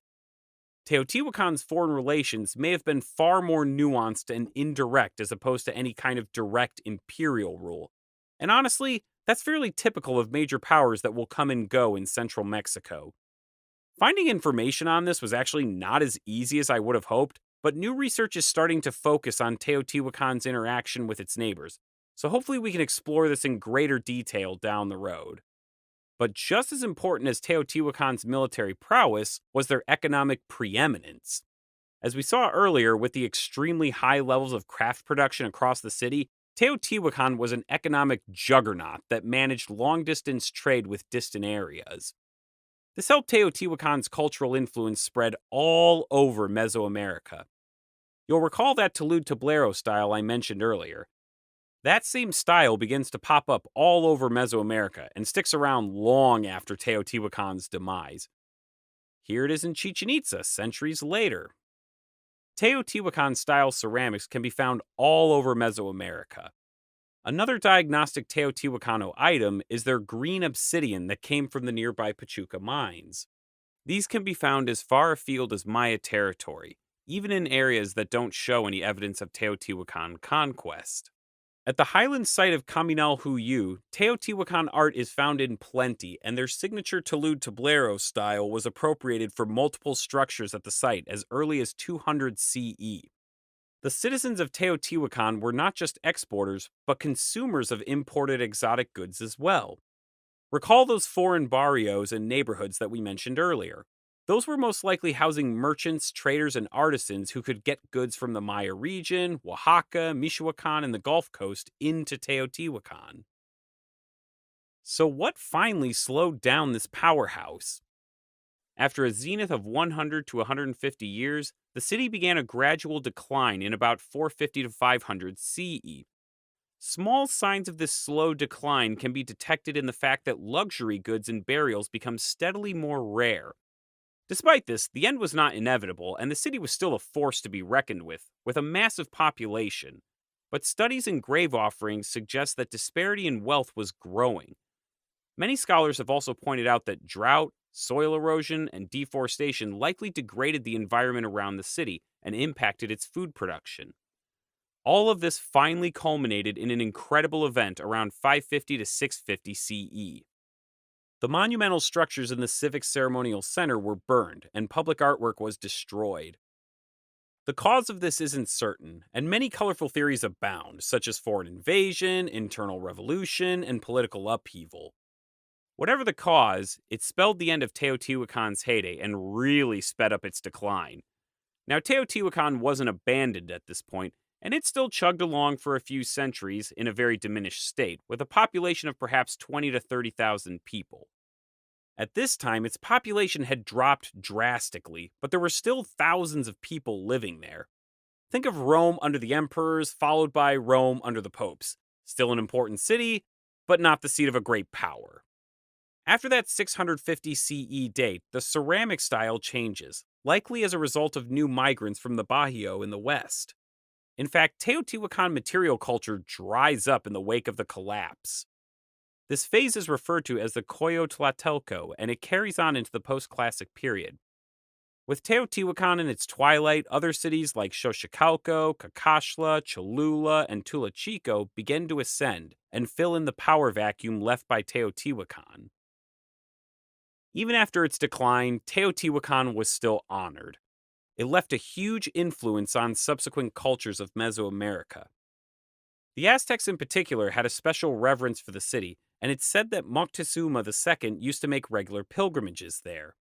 Aztec mythology placed Teotihuacan at the center of creation, and this mythology has still been passed down to us. Mi toa in ok yowayan inayamo tona inayamo tlatwi kilmach mosentlalique mononotske in teteo in ompateo tihuacan ki toque kimoilhuique tlaxiualhuiyan teteoye akin tlatkis akin tlamamas in tonas in tlatwis. And so there it was that the humble Nanahuatzin cast himself into the fire to become the fifth sun and bring light into the world. This is actually what gives Teotihuacan its name, which appropriately means where one becomes a god. To later Nahuatl people, this site was sacred. Today, it's a UNESCO World Heritage Site, and deservedly so. Unfortunately, development continues to threaten certain areas of the site, so don't take it for granted. And if you live in Mexico, raise some hell about it so that the site stays protected. If you ever get a chance to visit the site, and this video still hasn't convinced you, I highly recommend it. It's only a bus ride away from Mexico City, so it's very accessible. Well, that's going to wrap us up for today. Special thanks to my patrons listed right here. You guys are the best.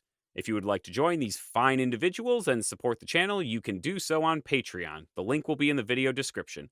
Also, a big thanks to Majora Z for research assistance, and also to Jan Garcia of the channel Kana Nahuatl for his Nahuatl reading. Don't forget to like and subscribe, and follow us on Facebook. Until next time, take care, and we'll see you in our next episode.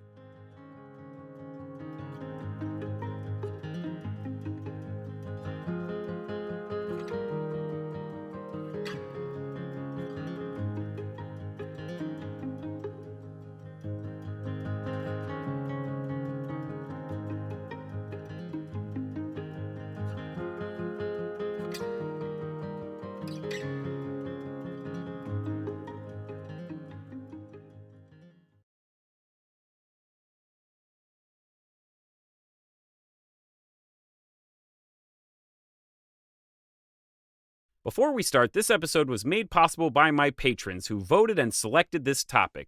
Everybody say thank you now. If you'd like to support the show and occasionally vote on special topics, you can do so on Patreon. Thank you for your support. Be sure to stick around at the end of the episode for some announcements. Few people in the pre-colonial history of Mexico are as well known and celebrated as Nezahualcóyotl. He was a ruler who remained near and dear in the memory of his people long after his death. So much so that his legacy survived the Spanish conquest and even thrived. But even to call Nezahualcóyotl by his proper title, Tlatoani, doesn't begin to do this man justice. He wasn't just a revered Tlatoanian ruler of the city of Texcoco, but a warrior, a charismatic leader, an artist, an architect, and a philosopher who remade Texcoco as a city of splendor.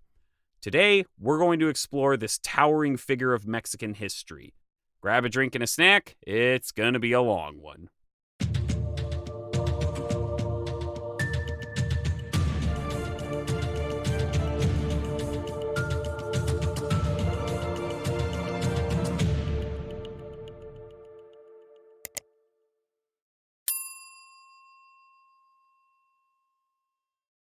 It's impossible to talk about Nezahualcóyotl's life and accomplishments without talking about the contemporary politics of the Valley of Mexico.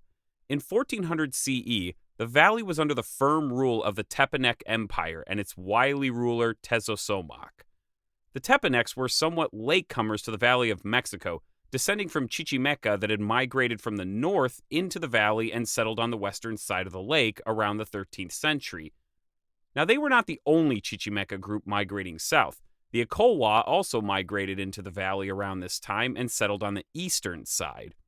For those that are curious, these migrations predated the migrations of the Mexica, better known as the Aztecs, into the valley. The Aztecs were the tribe that founded Tenochtitlan and later controlled the Aztec Empire. After their migrations, the Tepanecs and the Acolwa would coalesce into formal states, with their respective capitals at the great cities of Azcapotzalco and Texcoco. In the late 1300s, Tezosomoc would begin a lifelong undertaking of trying to unite the valley under his control. Tezosomoc was a ruler that one could compare to William the Conqueror, and a diplomat that one could compare to Bismarck. He could be devastating in battle, but he was not above using other means of bringing allies and former rivals under his control. In these early years of conquest, the city of Texcoco had actually assisted with Azcapotzalco's early conquests, along with some recent newcomers, the Mexica. Ruling over Texcoco was Ixtaczochitl I, the father of our man, Nezahualcóyotl. Ixtaczochitl, like his rival, was a fierce warrior and a proud leader who had been instrumental in the rise of the Tepanecs. At the time, the Tepanec rise had profited Texcoco by eliminating rivals and allowing Ixtaczochitl to consolidate his own power. It was during this riveting time that Nezahualcóyotl was born in the year 1 Tochtli, or 1402 by our calendar, on the day 1 Deer. This day name would have been the name used throughout his youth. Being the son of the queen, Matlacihuatzin, the daughter of Huitzilopochtli, the second Tlatoani of Tenochtitlan, he was the heir apparent of Texcoco. Nezahualcóyotl, or rather, the boy that would become Nezahualcóyotl, would have spent his early years attending the local Calmecac dedicated to Quetzalcoatl, where he would have learned all aspects of religion and history. This seminary-like environment was a necessity for anyone looking for a career in the service of the state. However, those studious years would be cut short by politics. In the year 13 Tochtli, 1412, Ixtaczochitl I, full of confidence, crowned himself amidst lavish ceremony the Chichimecat, the lord of the Chichimeca, much to Tezosomoc's wrath. As a descendant of the great Tlatoani of the Chichimeca, Xolotl, Ixtaczochitl did have a claim to this title, but so did Tezosomoc, and he was none too pleased about this development. Tezosomoc presented Ixtaczochitl one last chance to swear fealty, and his refusal to bend the knee finally ignited the long-brewing conflict between these rivals. In the initial war, Ixtaczochitl was initially successful in pushing back Tezosomoc's attack, besieging Azcapotzalco and forcing him to sign a peace agreement. Now, Tezosomoc was no quitter, and he wasn't about to let a temporary setback foil his plans for valley-wide domination, so he turned to diplomacy and intrigue to begin undermining Texcoco's support from its vassals and allies. Tezosomoc had spent his life building connections through marriage and family to various Texcocan allies and supporting pro-Tepanec factions within the city itself, and now he brought these connections to bear. Once assured that Ixtaczochitl's support would be absent in the coming conflict, he renewed the offensive against Texcoco. To open this, Tezosomoc requested a meeting with Ixtaczochitl in which he would assassinate him, leaving Texcoco leaderless. However, word of this plot was leaked, and the attempt was foiled when Ixtaczochitl's own brother, Azcatlotzin, volunteered as a double and went off in Ixtaczochitl's place to meet Tezosomoc to buy the king time for preparations. It's a good thing that Ixtaczochitl did not go himself, because his brother was brutally murdered and flayed. Unfortunately, the Tepanec preparations were too well laid, and Texcoco defenses collapsed. So desperate was Ixtaczochitl that he sent Nezahualcóyotl's half-brother, Cihuaquequenotzin, to plead with the city of Otompan. Otompan had been punished by Texcoco years prior for its loyalty to Tezosomoc, and this was an enormous gamble. One that failed. Upon his arrival, the Otompan leadership affirmed their allegiance to the Tepanecs before casting him to the angry mob that was present. Cihuaquequenotzin was torn to pieces by the crowd, his fingernails later worn as a necklace by the Otompan governor. Yikes. With all their options exhausted and the city about to fall, Ixtaczochitl and 16-year-old 1 Deer fled into the wilderness, pursued not just by the armies of Azcapotzalco, but Tenochtitlan and the spears of their own treacherous soldiers. Tezosomoc had set his men hot on the trail of the Lord of Texcoco and its heir.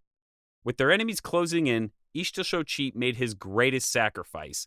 He decided to give himself up, instructing his son, "Hide under this tree, remembering that if you die, with you ends the ancient line of the Chichimecan kings.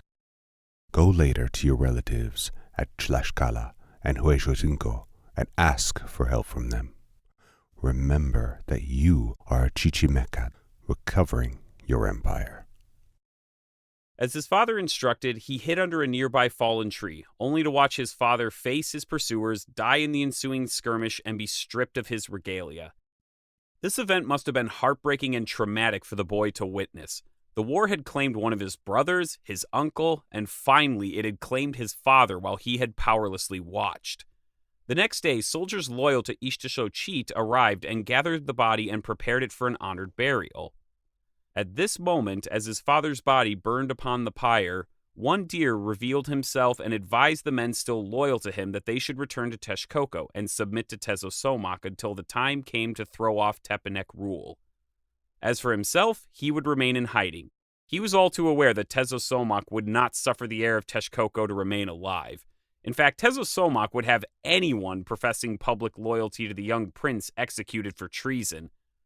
And so the young prince One Deer fled into the woods, away from the grasp of his foes, where he became known as Nezahualcóyotl, the Hungry Coyote, and boy, was he hungry to retake his empire.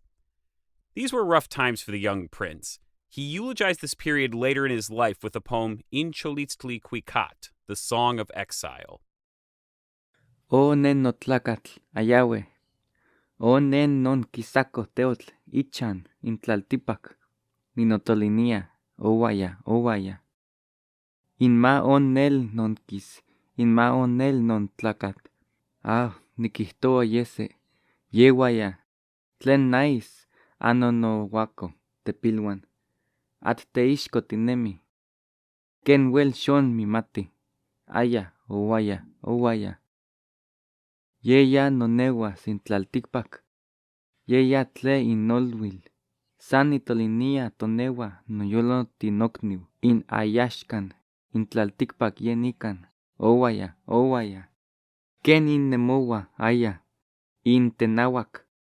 Mach iliwistia.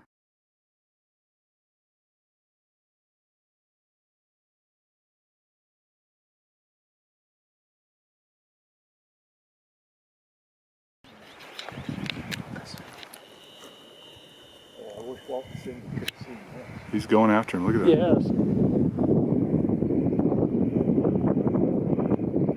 Did you hear that deer holler too? Yes. I'm recording.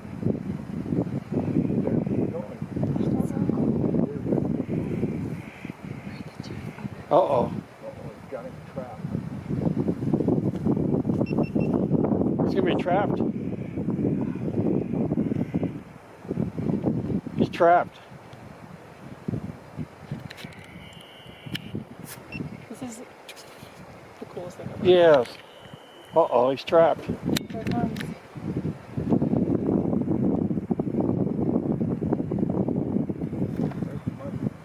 There's Mom.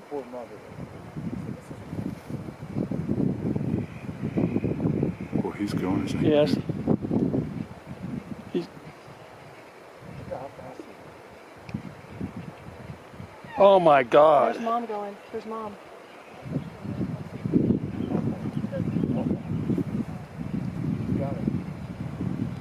Oh, there's it.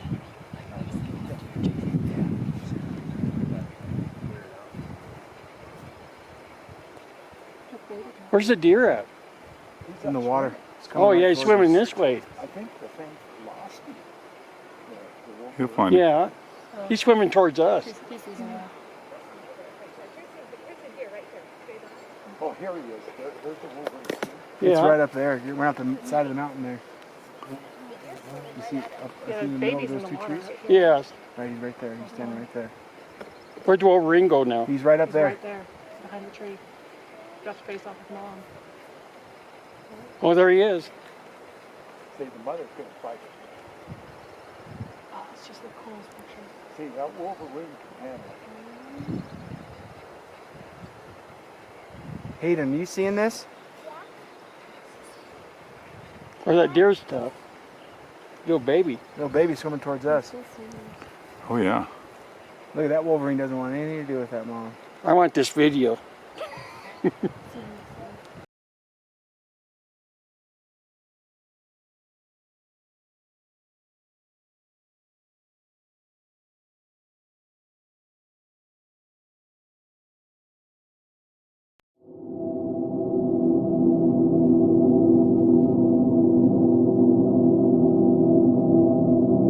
So right now, in the distance, a mountain lion. He's crouching in the grass.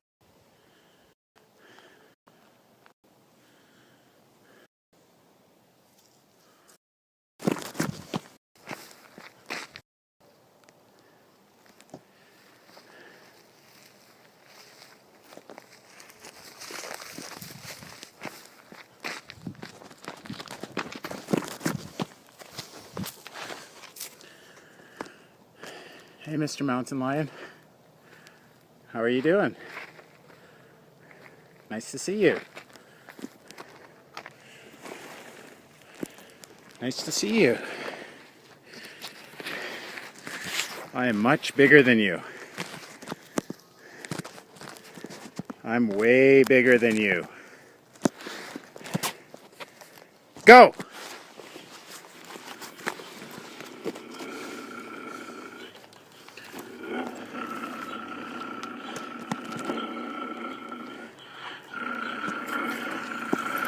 Where are you going?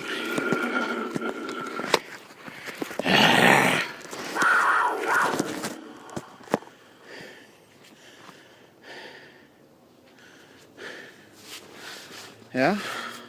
See this, Will? There's the mountain lion.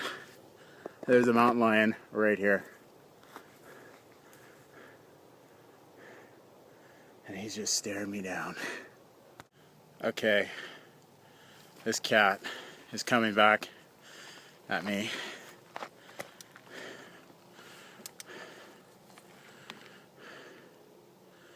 This is unbelievable.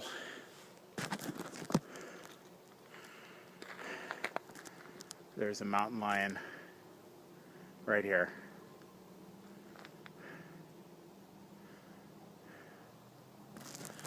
Right in front of me.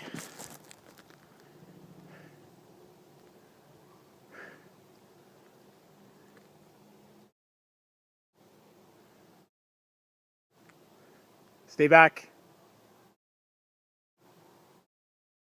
Stay there.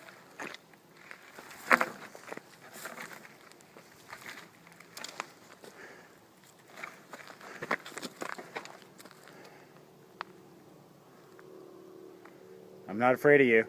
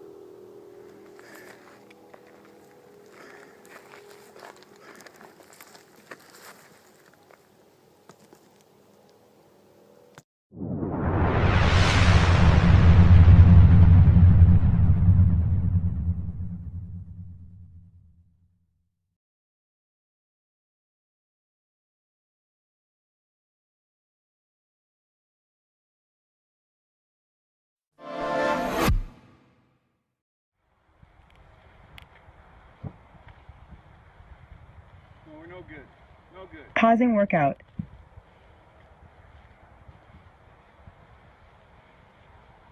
No way, man. We're not good. We can't do this.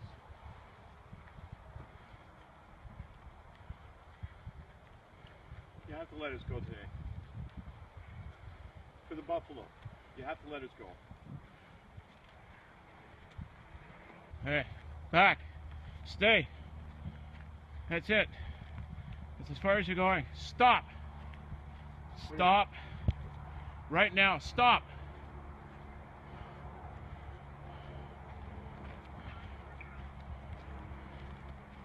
Get together. Get us together. We'll look bigger together. We can't, man. We can't. Just stay together. Stay together. We can't. Stay together. Wait, stay together large. Let's back away from. Let them go actually go by. Yeah. I'll smash him in the head Yeah. with this rock. Hey! Go on. Go on your way. Come on. Good. It'll be your part from now on, okay? Okay, great. Yeah? Look around for a rock. Wait a second. If he hits, I gotta hit him in the head. Back! Back! Back! Back. Get in there. Get away from him. I can't get around. I know. We have to do this. Just have to keep doing this. Back. We got nothing. So, not make eye contact. Let us Atta go. boy. Get up. Get back. Get together, Greg. We gotta look like. Let us go. Stay together. As long as we look like that. Good. 2 rocks up. Let us go. Let us go. Don't be looking like that. It's not nice. Good. I don't think he's gonna be. Let's just keep her cool. Yeah. It's not that far back, actually. Oh, but get ready to hit him in the head. We're gonna have to knock him out.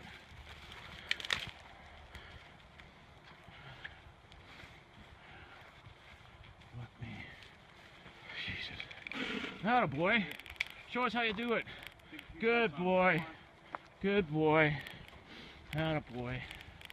Fuck's sakes, that's cool, buddy boy. You just keep doing that. You're the man. That's it, boy. Stay away from me, though. You're the Stay man. away. Stay away. Okay, keep together. Sure. This guy will alert us in a second. Go throw that rock if you have to. Atta boy, big guy. Beautiful. Atta boy. Atta boy. Atta boy. Resuming workout.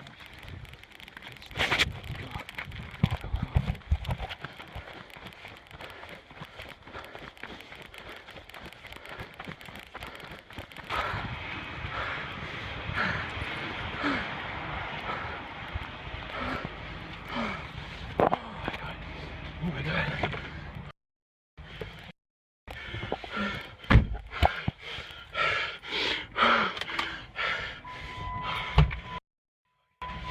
Pausing workout.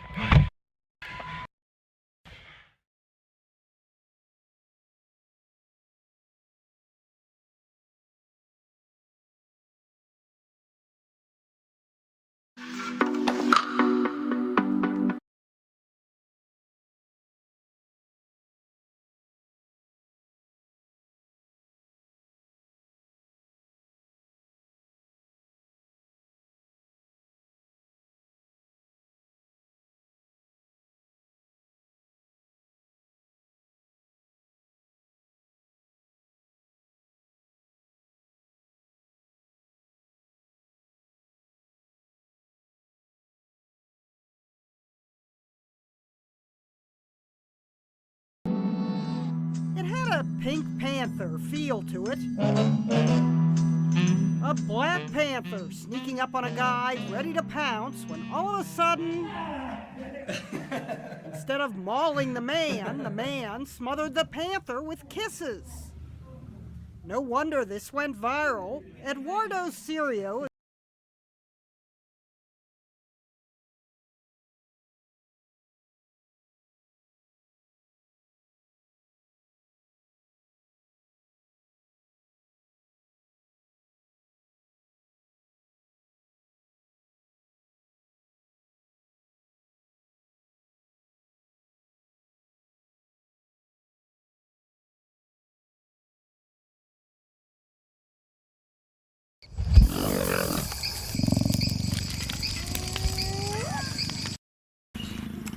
It's her first heat, so she's not going to be mated.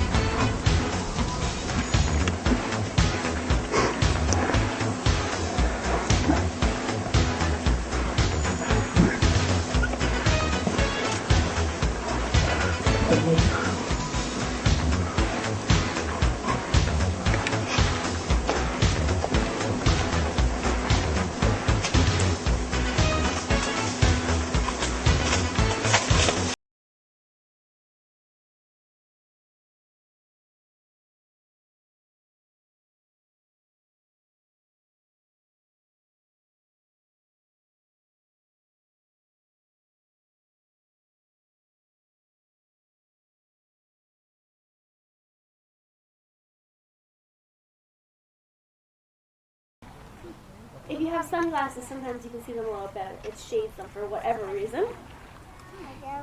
He looks dusty.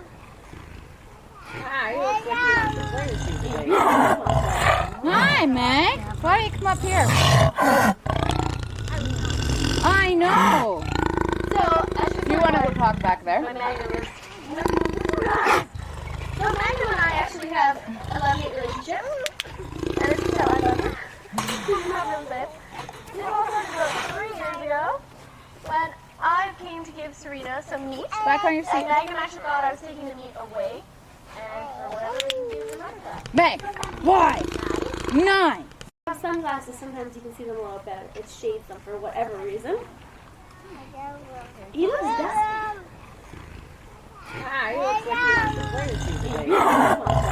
Hi, Meg. Why don't you come up here? I know. So, You want to go talk back there? So Magda and I actually have a love-hate relationship. And this is how I love her. It all started about 3 years ago when I came to give Serena some meat. Back on your seat. And Magda actually thought I was taking the meat away. And for whatever reason, she remembered that. Meg, why? Hello, friends. There are currently many interesting creatures in the world that came into existence by experimental or random crossbreeding. Many of these hybrids are quite impressive. They range from unusual cats and bears to unique creatures that inhabit the seas. But what are the consequences of such experiments for people? Apparently, bad bees do exist in the world, and it is the entomologists, geneticists, and beekeepers who are to blame for it. Brazilian beekeepers wanted to have bees that would thrive in the hot Brazilian climate and produce much more honey. The good intentions of getting a bee as hardworking and resilient as its African ancestor that would fly from dusk till dawn and produce much more honey turned into a disaster. These bees turned out to be aggressive, and after being accidentally released into the wild, they began to actively interbreed with local species, quickly multiplying in quantity.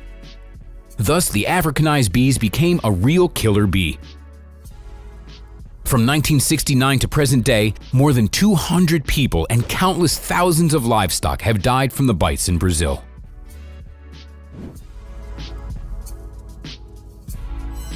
A growler bear is a hybrid of a grizzly bear and a polar bear. What's interesting is that this hybrid is found both in captivity and in the wild. Cubs of both species are healthy and can produce fertile offspring, because grizzly and polar bears are very similar genetically. In 2006, a DNA test was carried out on a bear that was shot in the Canadian Arctic, which allowed the scientists to confirm that the animal was a hybrid. According to Beside magazine, hunters are reporting an increasing number of encounters with growlers in Alaska and the Canadian Arctic.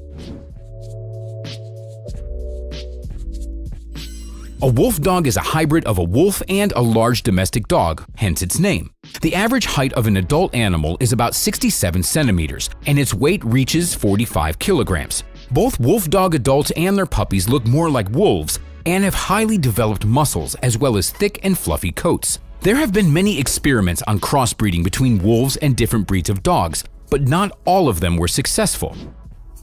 Be that as it may, wolf dogs retain the primitive instincts of a wolf. The danger of this hybrid for humans is posed primarily by their wolfish disposition. Their wild instincts can be triggered at any time. The animal can easily show aggression that's inherent in wild animals.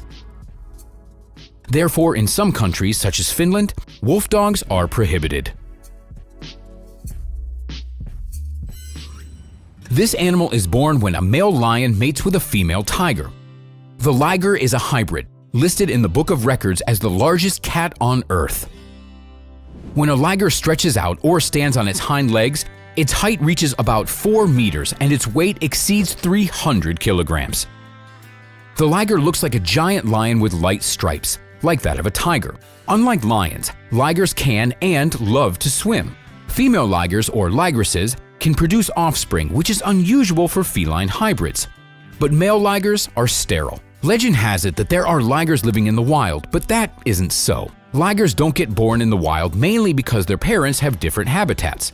Lions live in Central and South Africa, while tigers are exclusively Asian species. The taigen is a hybrid of a male tiger and a female lion. The taigen inherits less active growth-promoting genes from the tiger father and more active growth-inhibiting genes from the lion mother.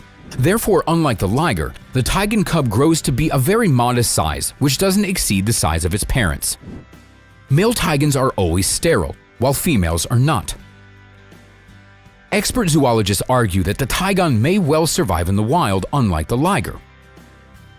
The running speed of the taigen can reach up to 70 to 75 kilometers per hour, which is fast enough for a successful hunt. In addition, all their senses are well developed. And here is an example of unique natural selection. The first shark hybrid was discovered in Australian waters just a few years ago. It arose from crossbreeding of the Australian black-tip shark and the common black-tip shark. The hybrid is more enduring and aggressive.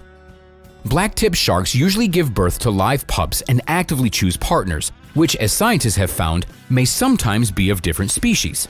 Scientists also speculate that the two species mated deliberately to resist climate change, as the common black-tip shark hybrid can travel farther south into cold waters than the Australian black-tip shark. The savanna is one of the hybrids that naturally came into existence in the wild. The savanna is a cross between a domestic cat and a serval, which is a medium-sized African wildcat. Savannas are commonly compared to dogs for their loyalty. It's an ideal pet for those who can't decide whether they are cat or dog people. This cat reaches the size of an average dog and weighs up to 15 kilograms. The savanna is highly intelligent and enjoys most canine games, such as fetching sticks or balls. It can also be trained easily and loves to swim. The Dizo is a hybrid between a yak and domestic cattle. These animals are quite common in Mongolia, Tibet, and Nepal. They're used in agriculture. They look like cows, only with a horse tail. These animals are distinguished by their high productivity qualities. They produce up to 5,000 liters of high-quality milk annually. These animals are rarely born under natural conditions.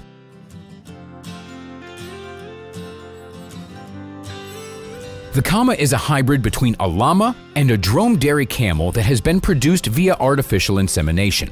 Scientists wanted to create an animal with the strength and a cooperative temperament of a camel and capable of high wool production like a llama. The experiment was a success. A Kama, or camel llama, came into existence. It's a relatively small but a very strong animal that has the endurance of a camel and the wool of a llama. By the way, Kamas have 3 to 6 times more wool than ordinary llamas do. Only 7 Kamas have been bred. This hybrid is created by a special breeding center in the United Arab Emirates.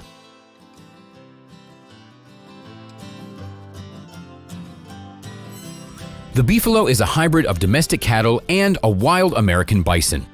It is a complex multi-breed hybrid. It was created in the United States with the aim of getting an animal that could live outside and be able to feed on vegetation and even get it from under the snow during the winters, like a bison, and have an average daily weight gain of 800 to 1,300 grams. And the goal was reached. Zebroids. In 1815, a male quagga and a chestnut Arabian mare were mated for the first time. Zebroids are bred for a practical purpose, to be used as mounts and pack animals. In Africa, they have an advantage over horses and donkeys because they are resistant to the bite of the tsetse fly and are more trainable than zebras. Zebroids physically resemble their mother, but they have the paternal stripes on their legs or parts of their neck and body. Zebroids are rather more wild than domestic animals. They are difficult to tame and more aggressive than horses. As compared to the zebroid, the mule is a much more successful experiment. Perhaps this is the most common and useful of all hybrids in the world. Mules are hybrids of a donkey and a female horse. Since George Washington brought mules to America, these animals have become the primary working animals. In 2003, the University of Idaho managed to create the first clone of a hybrid animal mule named Idaho Jam. The wolfen is a rare hybrid of a common bottlenose dolphin and a false killer whale. The first wolfen was a female named Kekaimalu. It was capable of producing offspring. The fact that it's a hybrid is visible even by its teeth. The bottlenose dolphin has 88 teeth, the false killer whale has 44, and Kekaimalu has 66. Currently, there are only 2 wolfens and they live in the Sea Life Park in Hawaii. Kekaimalu and her cub. The problem is that the hybrid cubs turned out to be extremely weak. 2 of them have died. In 2004, Kekaimalu gave birth to the 3rd cub.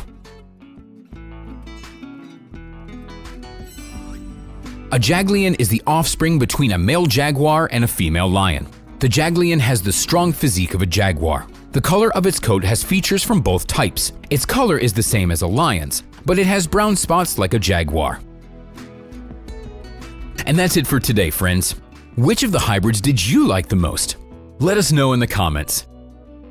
Don't forget to share this video with your friends. Thanks for watching. We'll see you next time.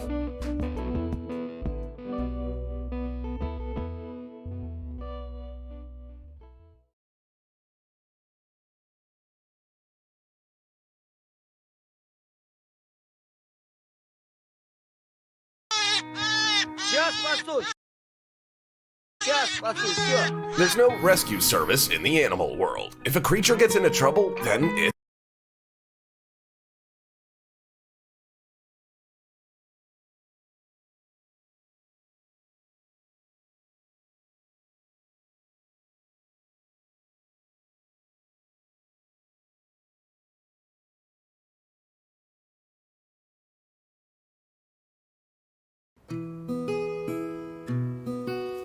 relationships have formed, why they work, and what's in it.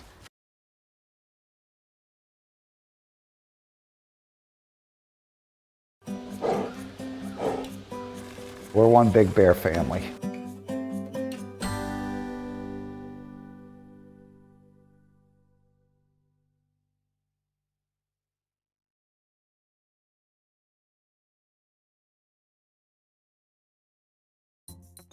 Our bear family, it's like every other family and stuff. You love them to death, but there's other times they drive you nuts, right?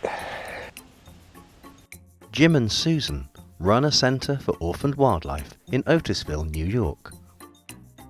I'm there every day, but he is the one that walks in the door and everybody lights up. You know, and it's kind of funny because they just love him to death. Come on, go inside or get out of the way. And I'm the one that does all the work, and he just has to walk in the door. This is Jimmy, a 21-year-old Kodiak bear rescued from a closing wildlife park. He's just one of the 11 bears that lives with them. They knock you around a little bit and stuff, nothing, you know, not maliciously, you know, but you gotta watch you don't get scratched or poked in the eye or something. Hey, you know better than that. What are you doing? It's all right. They kill you, you know. He just have to hit you one time. Kodiak bears are one of the largest species in the world. He's about 1,400 pounds, and if he stood up on his hind legs, he'd probably be about 9 feet tall. Think of the strongest person you know or whatever, and you can magnify that by 1,000 times. Yeah, he's big. I mean, a small bear will kick your butt, and he's got so much strength. All he would have to do is lay on you. There's the answer. He's like them. He's like a bear. He has no fear of them. It's really amazing. We've had Jimmy for 21 years now. Got him as a little cub, and he's been with us his whole life. Taking care of bears throughout their lives means that Jim and Susan develop deep bonds with the animals. Exactly the same as like somebody was mourning their child. Yeah, it's, you know, it's the same thing. We spend a lot of time with them. We care so much for them. We lost 4 altogether so far here. It would be just like burying one of your family members. I can't.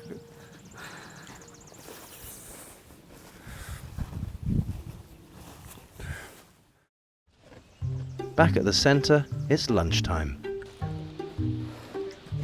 In the wild, these bears need to eat up to 90 pounds of food every day. Everything from baby elks to spawning salmon, berries and plants. You guys ready to eat?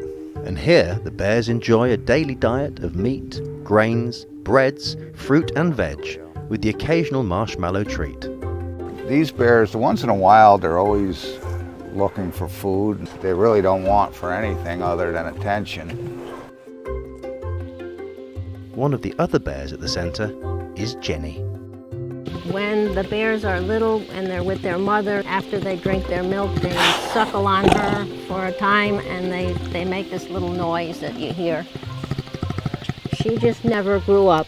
She still does this. She looks at me as if I'm her mother. When she gets to the pinky, she likes to just bite down on that pinky. I love being around her, and I'm happy that she feels that way about me still after all these years. Oh, peanuts. All right, I'll have some peanuts.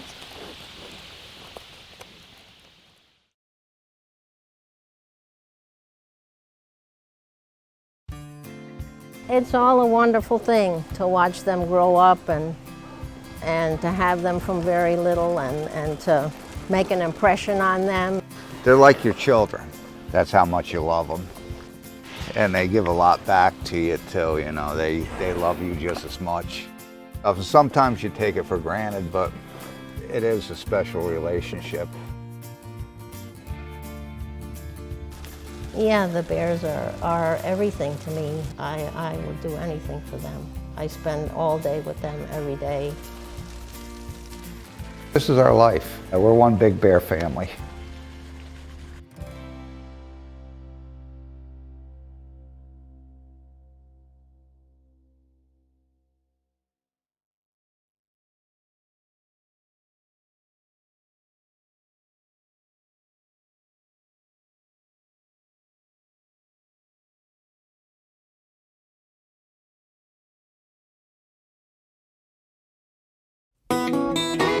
I'm not sure there's other gators that are getting foot massages and manicures and seem to enjoy it.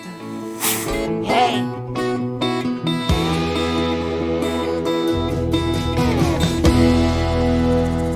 The thought of being in close contact with an alligator might be terrifying for most people, but not for this lady.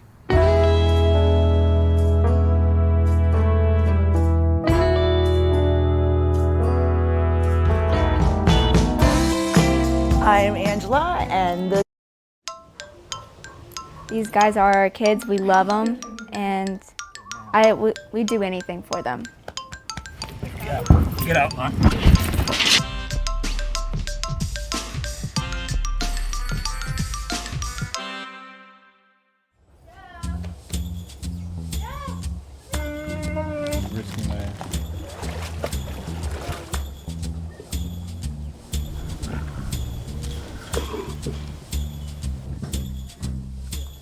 Good job, Bo.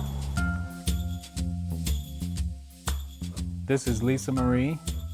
She is our 14-month-old golden tabby tiger. A year ago, Jeff moved from his luxurious home in Colorado to a cabin in the grounds of the Greater Wynwood Exotic Animal Park in Oklahoma. I managed Robbie Knievel for years, and I always wondered what that exhilaration of flying through the air on a motorcycle at 60 feet in the air felt like. And I think as close as I can get to it is being with these cats.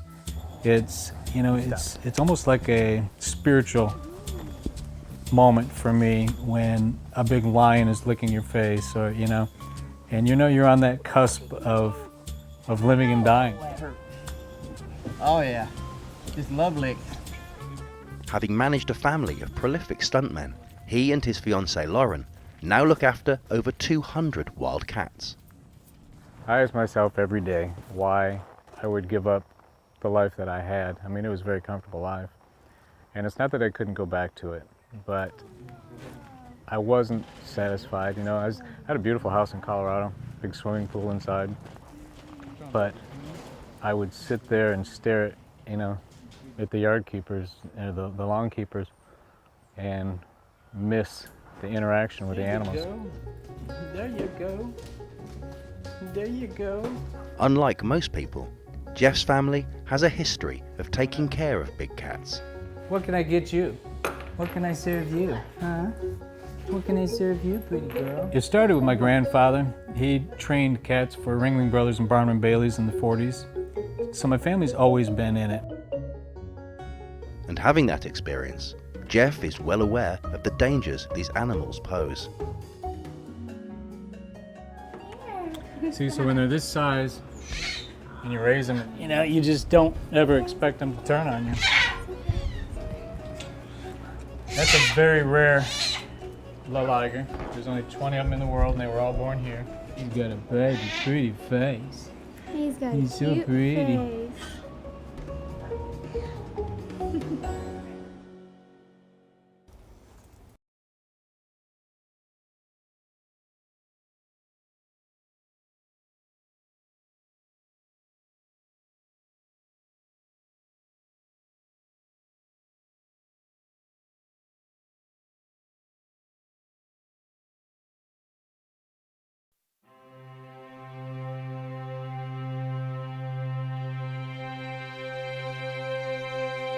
Welcome to History for Granite. Join me to explore ancient Egypt. Together, we'll uncover secrets that only stones from antiquity can reveal. Please subscribe to the channel to help it grow. Special videos will arrive at subscriber milestones, and I can't wait to show them to you. The Red Pyramid of Dahshur was the third largest Egyptian pyramid ever built, and contains some of the best preserved architecture of the Old Kingdom. It's often cited as the moment when pyramids finished evolving from haphazard constructions to a uniform design of smooth symmetry. It's easy to think of it as being the simplest pyramid of its time, and many historians attempt to downplay any mysteries associated with it. As mentioned in my video about Menkare's casing stones, the Red Pyramid only received this nickname in modern times after the White Tura casing stones were plundered. The internal masonry of this pyramid has a slightly reddish hue, hence the nickname. But for the longest time, Menkare's pyramid was the truly red one, with its 16 courses of Aswan granite and red painted limestone above. It seems likely that after both pyramids lost most of their casing, the nickname of the Red Pyramid migrated over to this larger monument at Dahshur accidentally. The other reason we call this monument the modern-day Red Pyramid is because it can't be conclusively identified as a burial spot for a king. The pharaoh Snefru allegedly built 3 pyramids: the collapsed one at Meidum, the bent pyramid of Dahshur, and this somewhat flattened Red Pyramid just north of the bent one. The conventional explanation is that Snefru must have found 2 of the 3 pyramids unsuitable as a burial site. I call it the Goldilocks and the 3 pyramids theory. This pyramid's too small. This pyramid's too lumpy. This pyramid is just right. That explanation is not overly persuasive to me, and there seems to be more going on than a simple upgrade from one pyramid to the next. I respect the archaeology that's been conducted at all 3 pyramids, which suggests Snefru was involved at all of them in some way. But I can't make the leap that this means he was entirely responsible for the construction of all 3. Reasoning that each pyramid was designed to be Snefru's burial site is also a huge assumption that overlooks a lot of the physical evidence. If you don't think of a pyramid as much more than a bunch of mastabas stacked high with smooth edges, then the Red Pyramid's architecture seems ideal as a point of comparison. Tomb security is a strong interest of mine, and Egyptologist Reg Clark's 2019 book, Securing Eternity, gives a comprehensive analysis of how kings and elites were buried prior to the enormous pyramids of the 4th dynasty. The general idea is that mastabas evolved to get larger over time so as to provide more protection from above. This would combine with making the burial chamber deeper underground, disguising the entrance, and completely backfilling the corridors after burial. All of these efforts would make for a maximally difficult tomb to plunder. At a superficial glance, the Red Pyramid seems to adopt this defensive strategy. The entrance is located at the highest point of any pyramid. The descending corridor is the longest of any pyramid and could receive maximum plugging. And finally, the presumed burial chamber is located with an inaccessibly high entrance that seems ideal to disguise. When taking a closer look at each of these features, however, none of the design choices were implemented in a way to take advantage of the mastaba defense strategy. Placing the entrance so high on the Red Pyramid seems like a clever way to disguise it. But, like all other Old Kingdom pyramids, the entrance remains centered on the north side. Furthermore, the Red Pyramid's gentler slope makes it much easier to traverse, and so exploring the pyramid's upper face wouldn't be a challenge. And the remaining stones surrounding the corridor suggests an enormous lintel would still advertise the location of the corridor, as it does on the neighboring Bent Pyramid and its satellite pyramid. In fact, placing the entrance so high would make this oversized lintel even more obvious, because pyramid masonry always trends shorter in the courses that are higher on the structure. In order to make a course of masonry tall enough to match the descending corridor, it would have almost certainly been much taller than the courses above or below it. There's no reason why pyramids had to be designed in this way, but subsequent Old Kingdom pyramids always did so. The idea of plugging the over 62-meter-long descending corridor is also highly problematic. It would require more than 400 tons of limestone to fill it to the bottom, and where could this material possibly be stored high up on a completed pyramid?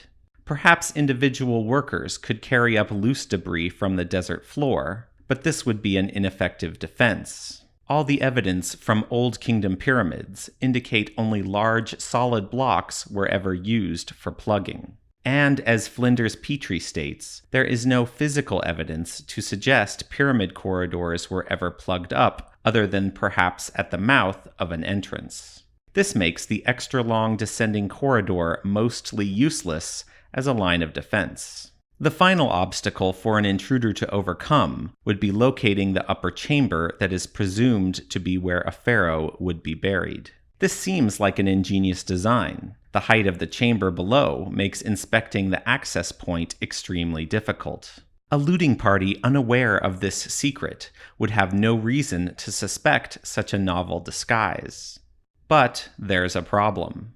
The builders left large sockets for pulleys, or perhaps even the pulley logs themselves, near the hidden corridor. Even with minimal sources of light that intruders might carry, the round sockets would stand out dramatically from the perfectly squared corbels that make up the tall ceiling. And when we inspect the mouth of the upper corridor that leads to the hidden chamber, we discover the biggest mystery the Red Pyramid has to offer. The short corridor between the upper chamber and the top of the second antechamber is uniquely designed. Many investigations have noted that the upper section is perfectly squared and smoothed, while the lower half is roughly cut. The difference is reasonably explained by looters quarrying the bottom half of the corridor to more easily remove items from the upper chamber. It's the ceiling of this corridor that defies all expectations. Looking up, we notice that the ceiling is not covered by single blocks, but instead a masonry joint runs along the center of the passage. No other Old Kingdom pyramid corridor is designed in this way. The ancient Egyptians always designed corridors with lintels spanning the entire width of a passage. It's safe to assume that the builders didn't want masonry joints in corridor ceilings because it might compromise structural stability. Yet here, near the bottom of the Red Pyramid, this corridor bears a heavier load than almost any other pyramid corridor ever built. The design has held up perfectly, meaning the builders were very capable of disguising corridors by using ceiling joints. However, not once did they ever choose to do so, not even in this very corridor that has a masonry joint in its ceiling. At the entrance to this upper corridor, at its most northern point, the ceiling joint does not continue. The first ceiling block is a lintel, which spans the entire passage. The entrance lintel is scrawled with graffiti, including the name Burton, so I reference it as the Burton block. If the Egyptians were concerned about structural stability, or attempting to disguise the upper corridor, this design is entirely backwards. They would instead make the Burton block the only section with a ceiling joint, and keep the entirely hidden length of the corridor spanned with lintels for structural support. The Burton block lintel, along with the pulley log notches, dramatically undermine any secrecy the upper passage might have possessed. The only conclusion can be that the upper corridor was designed to be inaccessible by virtue of its height alone, and that no serious attempt was made to camouflage its location. All of this physical evidence reveals that a secrecy defense was not employed at the Red Pyramid. Like all of the other Old Kingdom pyramids, only physical barriers and permanent guards occupying nearby temples could stop intruders. When confronted with this reality, the Red Pyramid's design is even more vulnerable. This is because, unlike other Old Kingdom pyramids, the Red Pyramid lacks numerous essential features. These include a valley temple for worship, a causeway for cult transportation, a portcullis barrier for internal protection, and it either had no enclosure wall or a meager mud brick one that has left almost no evidence of its existence.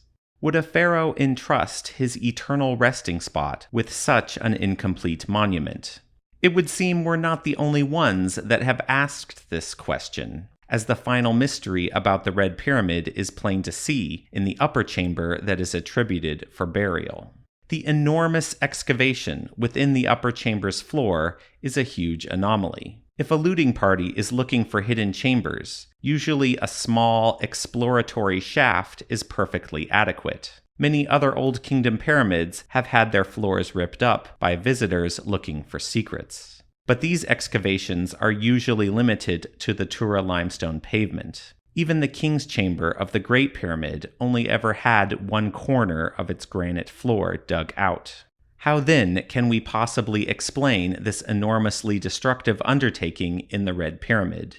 The talented researcher Keith Hamilton writes in his guide that perhaps the upper chamber floor was excavated to create a ramp that would facilitate the removal of heavy treasures. The amount of material removed roughly corresponds to what it would take to build a stone ramp from a lower chamber to the upper access corridor. If you've watched my video on the robbers' tunnel of the Great Pyramid, then you know I am sympathetic to such an explanation. But when I look at the pattern of destruction in the Red Pyramid, it doesn't come across as very methodical. As mentioned earlier, the upper corridor has been mostly excavated one course downwards, which indicates an interest in moving large objects through it. But this won't solve the problem of getting oversized objects out of the pyramid, because the 62-meter-long descending corridor is almost no larger than the original upper access passage. There's also the problem of the excavation itself in the Red Pyramid's upper chamber. When removing treasures, you would require a staging area to keep them until your exit ramp is completed. But the entire floor has been dug out, and there's no place for anything to be stored during the excavation work. It also would make more sense to dig further into the upper corridor, using that area as the ramp itself, and saving an enormous amount of effort. Instead, we find the upper chamber has its excavation centered in the middle of the room. The hole gets shallower towards each wall, typical of how you might dig when trying to get as deep as possible. A single block beneath the northern wall has been removed, the only example of an exploratory dig within the enormous excavation. This evidence indicates the looters were quite keen to dig downwards at the expense of any other excavation strategy. My interpretation of the digging in the upper passage is simply to facilitate maneuvering large blocks through it. They were likely pushed into the lower chamber and smashed from the fall. This would explain why later restorers had no trouble removing all of the smaller debris, since hauling enormous blocks up the descending corridor would be an overly difficult task. It must be asked, what would convince a looting party to make such an enormous effort in this space? Why would they be so confident the floor of the upper chamber is the place to dig? The walls are left untouched, and not even the conspicuously dark block centered on the north side has been probed. The answer to this riddle can only be solved by a thorough analysis of all 3 pyramids attributed to Snefru. Unless the looting party who made this excavation was the dumbest of all time, they probably were the first ones to reach the upper chamber. You would need to be very confident nobody had looted the pyramid before you in order to entirely dig up this room. But this means the upper chamber was discovered empty. Because why search for a burial chamber if you've already found one? Because the Red Pyramid is missing so many other standard pyramid features, it's not a huge stretch to suggest a burial chamber is missing as well. This should not be a controversial assertion, because even mainstream Egyptology claims that 2 of 3 Snefru pyramids must have been unused for burial. But simply updating the Goldilocks and the 3 pyramids theory to make one of the other pyramids more ideal isn't a satisfactory solution. What the incompleteness of the Red Pyramid can teach us is that the evolution from mastaba to pyramid is not nearly as straightforward as Egyptology likes to portray. Every defense strategy for mastaba burials is abandoned in the enormous pyramids of the Old Kingdom. Even the Red Pyramid, which is cited as an ideal comparison, has nothing in common with the methods of burial for pharaohs from before the 4th dynasty. Certainly, pyramids did evolve to become a burial place for pharaohs, but the superstructures of stone and the crypts within may not have been unified in their purpose. Only by separating those 2 concepts does the physical evidence we see at monuments like the Red Pyramid start to make sense. Thanks to everyone who watched this video to the end. Please subscribe to the channel to see more of this content. Give a like or comment as you see fit, and above all, remember to ask your friends if they take their history for granted.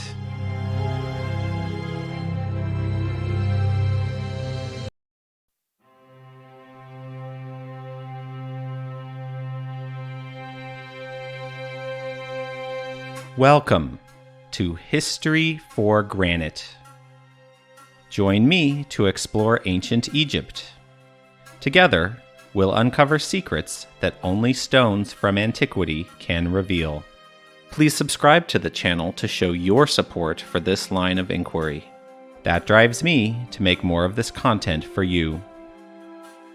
The 3rd and smallest king's pyramid at Giza, attributed to Menkaure, is a bit like a diamond in the rough. Somehow, it never managed to shine as brightly as its larger neighbors, but it still holds many unique qualities and beautiful features.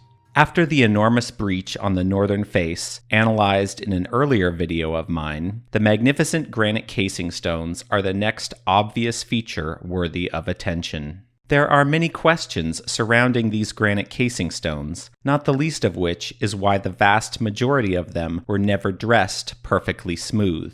There's an old saying in archaeology that the most valuable objects for study are those that remain incomplete because the process of creation is laid bare and design intentions can be more clearly understood. In spite of this opportunity, Menkaure's casing stones remain a woefully understudied and archaeologically neglected feature of his monument. As you can see, piles of fallen or quarried casing stones are strewn beside the pyramid on all sides. It's a literal mountain of priceless historical evidence that nobody has bothered to properly inspect, document, and preserve. It's as if one of humanity's oldest civilizations left out a jigsaw puzzle that nobody has ever taken the time to put back together. How the people in charge of these sites can resist or ignore such opportunities is beyond my comprehension.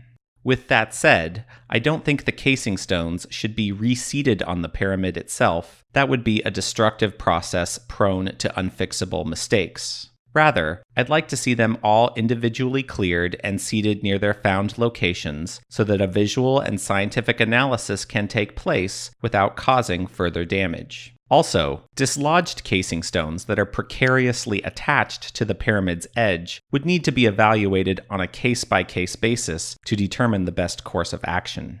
These stones look as if they might fall off the pyramid any minute, but photographs show that they have remained in place for at least 100 years. There are many secrets that might be revealed with a thorough analysis of the granite debris, and I will touch upon some of them in this video. One mystery I'm confident we can solve without reconstructing the fallen stones is the original height of the granite casing. This image of the northern face of Menkare's pyramid is detailed enough that a trained eye can spot the level at which the granite casing ended and the Tura limestone began. Challenge yourself by pausing the video here and see if you can figure it out. Just like my video about the apex of the Great Pyramid, there is a pattern that is revealed by studying the stonework. If you're having trouble seeing it, I'll give you a clue to help frame your analysis. Instead of looking at the stonework as it was originally constructed, focus on the damage to the pyramid and look for a pattern that was left by plunderers. Okay, now for the reveal. You may have noticed that here at the 16th course, the visible damage to the backing stones is very dramatic, but above this course of masonry, the blocks are in much better shape. Let me know in the comments if you spotted the pattern or what else might have caught your attention. The disparity of damage inflicted on the pyramid is certainly due to a difference in how plunderers would have quarried the Tura limestone above the 16th course compared to the granite casing below. The Tura limestone, being much softer and prone to accidental fracturing, would have required a more delicate touch when being removed from the pyramid. However, the hardness of granite would have incentivized plunderers to chisel into the limestone behind it as an easier method of prying the blocks loose. This could have been done with a faster and more aggressive technique. Looters may have opted to simply pry the granite off the pyramid entirely, letting the stones tumble to the desert floor before quarrying them to a desirable size and cut. The relatively short distance down, combined with the hardness of the granite, would minimize accidental breakage of the stones. In my video about the Great Breach in the pyramid, I quote Abdal Latif, who witnessed this destruction. He describes when stones were dislodged from the pyramid, they often wouldn't shatter, but instead became buried in the sand. There's another clue in the pyramid masonry, which points to the 16th course being the final level of granite casing. It's that the 17th course of the pyramid contains the tallest individual blocks on the entire outer structure. Flinders Petrie made this observation in 1881, stating, quote, "There is a thicker course next over this, as if some great change took place there, and a fresh start was made. The 17th course is thicker than any other course of the whole pyramid, and it is followed by a course thinner than any that underlie it." End quote. Petrie also claimed to find pieces of granite casing stones still in place at the 16th course on all sides of the pyramid. I have visually confirmed granite fragments at the 16th course on the southern and western sides, as shown here. There is a famous historical account of Menkare's pyramid by Greek historian Diodorus Siculus from about the year 57 BC. He explicitly states the granite casing went up to the 15th course of the pyramid. This seems like an easy number to count accurately, so why the discrepancy between 15 and 16 courses? The answer lies in the design of the pyramid's first and bottom course of stonework. This first layer of masonry has no common baseline. It is instead laid directly on the sloping plateau of bedrock. The pyramid is made level by evening the top of this foundational course. In order to make the courtyard surrounding the pyramid to be level as well, much of it had to be dug into a trench forming a perimeter around the structure. Apparently, this courtyard was never completed, and instead it was later filled with sand and limestone debris. With the courtyard trench filled in, the pyramid appears visually level with the surrounding topography, and so it goes very easily unnoticed.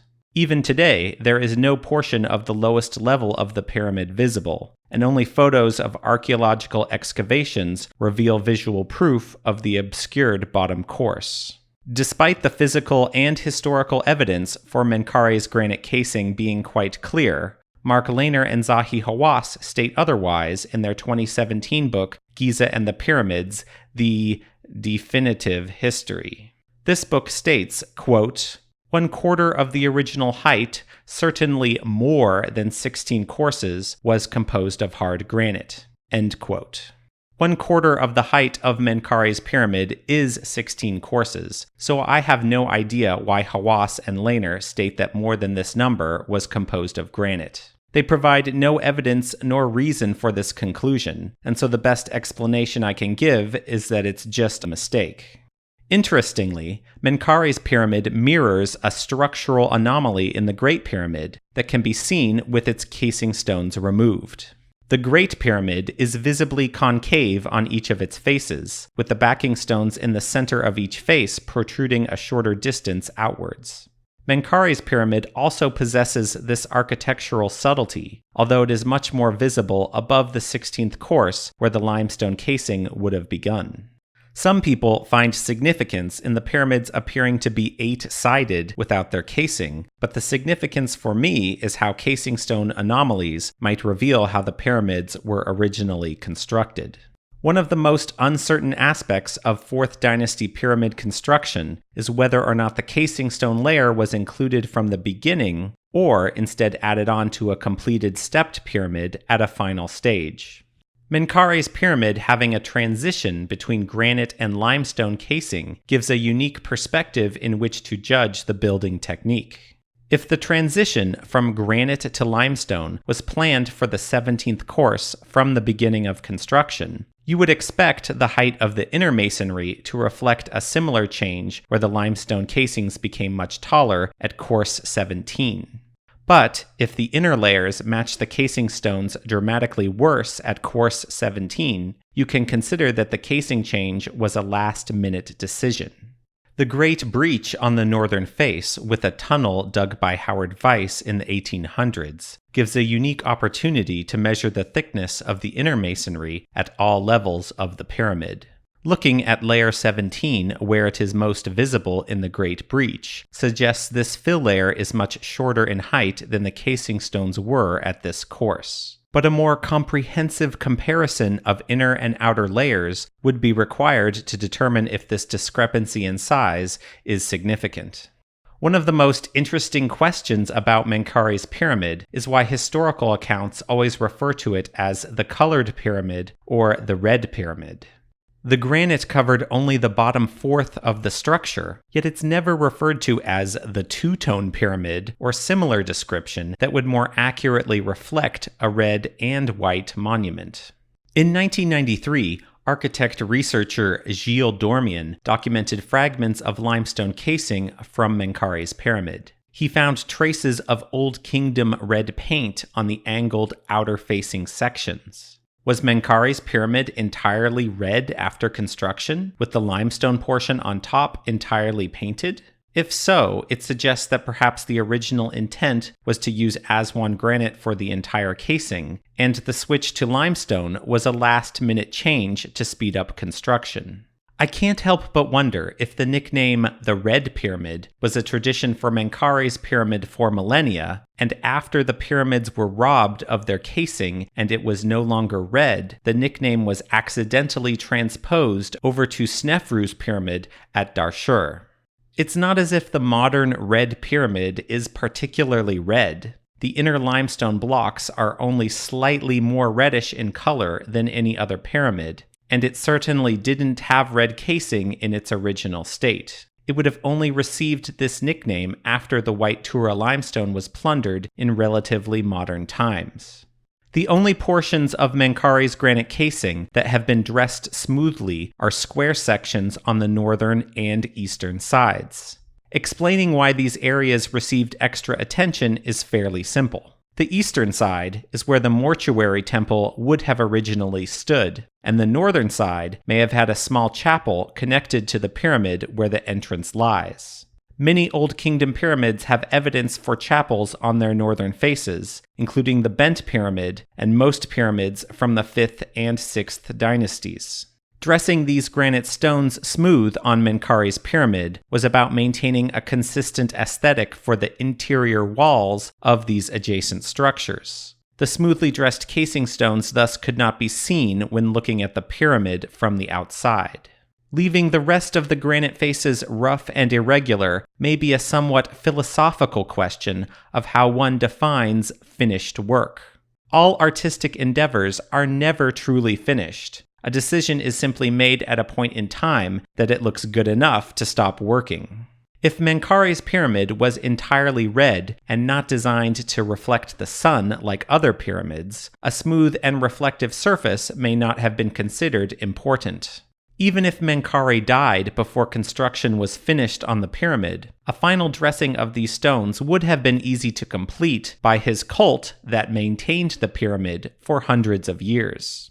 Finally, let's talk about all the priceless information buried in the heaps of granite debris that surround the pyramid. I've always been fascinated with how the builders weren't concerned about color matching granite stones. You often see a few dark gray ones mixed in with the more common reddish variety. This is another variable that might prove useful in reconstructing the casing stones or analyzing the quarrying source and construction timelines. In 1967, researchers Vito Maracciolio and Celeste Rinaldi claimed to have discovered fragments of granite casing blocks dressed perfectly smooth on the western side of the pyramid. If these pieces can be confirmed, it might bring new insights about pyramid construction that I can't yet speculate on. While the granite casing stones on the pyramid are often described as rough and unfinished, many of the rounded stones have been worked to some degree. They weren't seated on the pyramid with the outer face completely untouched. Many blocks show evidence of dressing that would have occurred after they were laid in place. This stone near the entrance has 2 levering bosses still protruding on the bottom. But as they exist today, they are much too thin and rounded to aid levering effectively. These bosses would have protruded much more when the stone was being maneuvered, and after the block was seated, they were mostly removed. Such details may not seem significant by themselves, but they can have profound consequences when studying other blocks, like the granite leaf in the Great Pyramid, which has a very similar looking finish. There's also the question of key granite stones from inside Menkare's pyramid that have been lost due to clearing and excavation.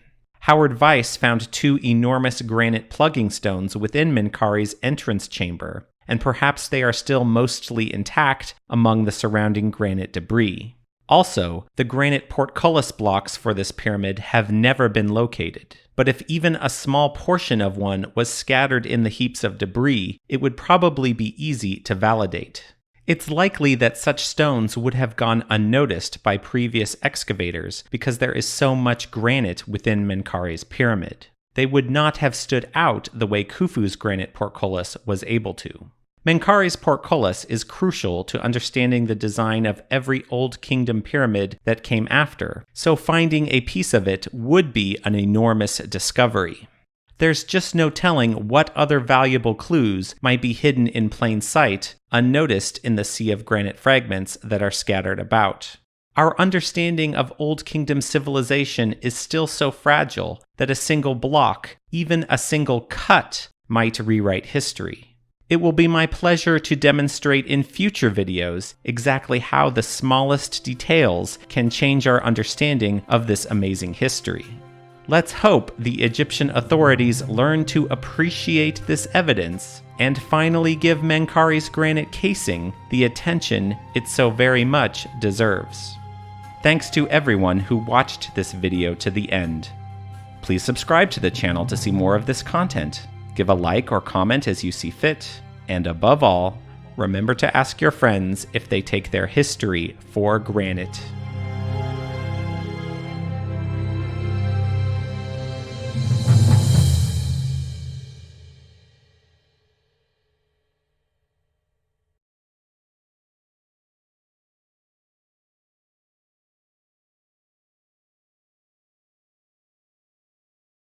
man dreamed of one day making the ultimate journey, flight, the journey to the heavens.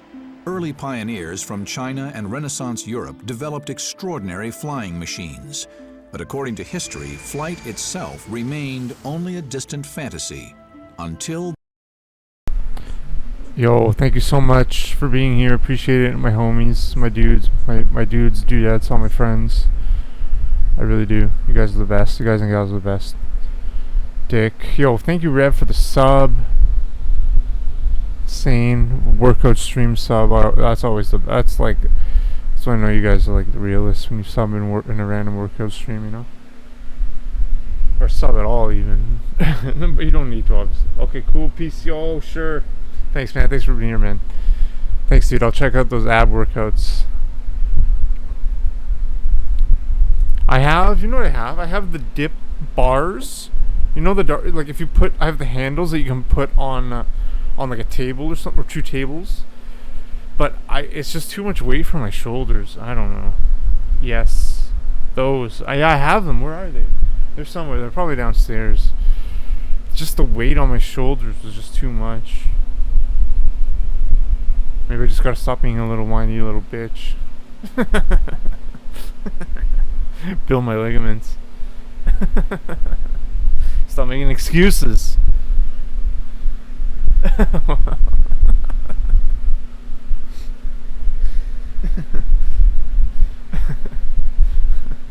Fucking what a little bitch. Imagine I go to a gym, I say all that bullshit to a trainer, then he'd be like, shut the fuck up, just do it.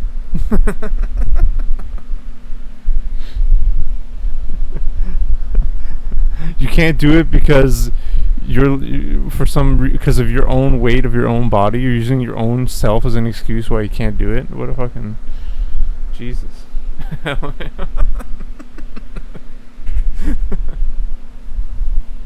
It's true, right? Like, fuck, I gotta pull them out again.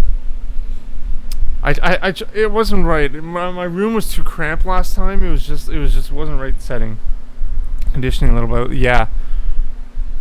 That would tone. It would tone. What I need is like some fucking high intensity toning. Because it's like these exercises, they're nice, but they're total isolation of muscles. Like a bench press kind of, and fly are kind of. But like all the other shit, like the side muscles in the back and the shoulders and the love handles, you know, the fucking like fatty shit. Okay, man, I'm out of here. Thanks, dude. Thanks, Baron. Thanks, Brad, for the sub. Thank you, Dick. Thank you. Who else was in here? Anyone? All the lurkers. No worries. You don't need to say anything. You just lurk, hang out. Appreciate it, Dick. I'll check out the inflation video. The lats, yeah. I got a fucking roller wheel here too, but it really fucked up it's been fucking up my lower back. Whatever. I don't want to pull it out. It's a roller wheel. Alright. Peace out. Oh, I might read somebody. If someone cool is online, I might read them. It's Sunday. There's probably gonna be a lot of people online.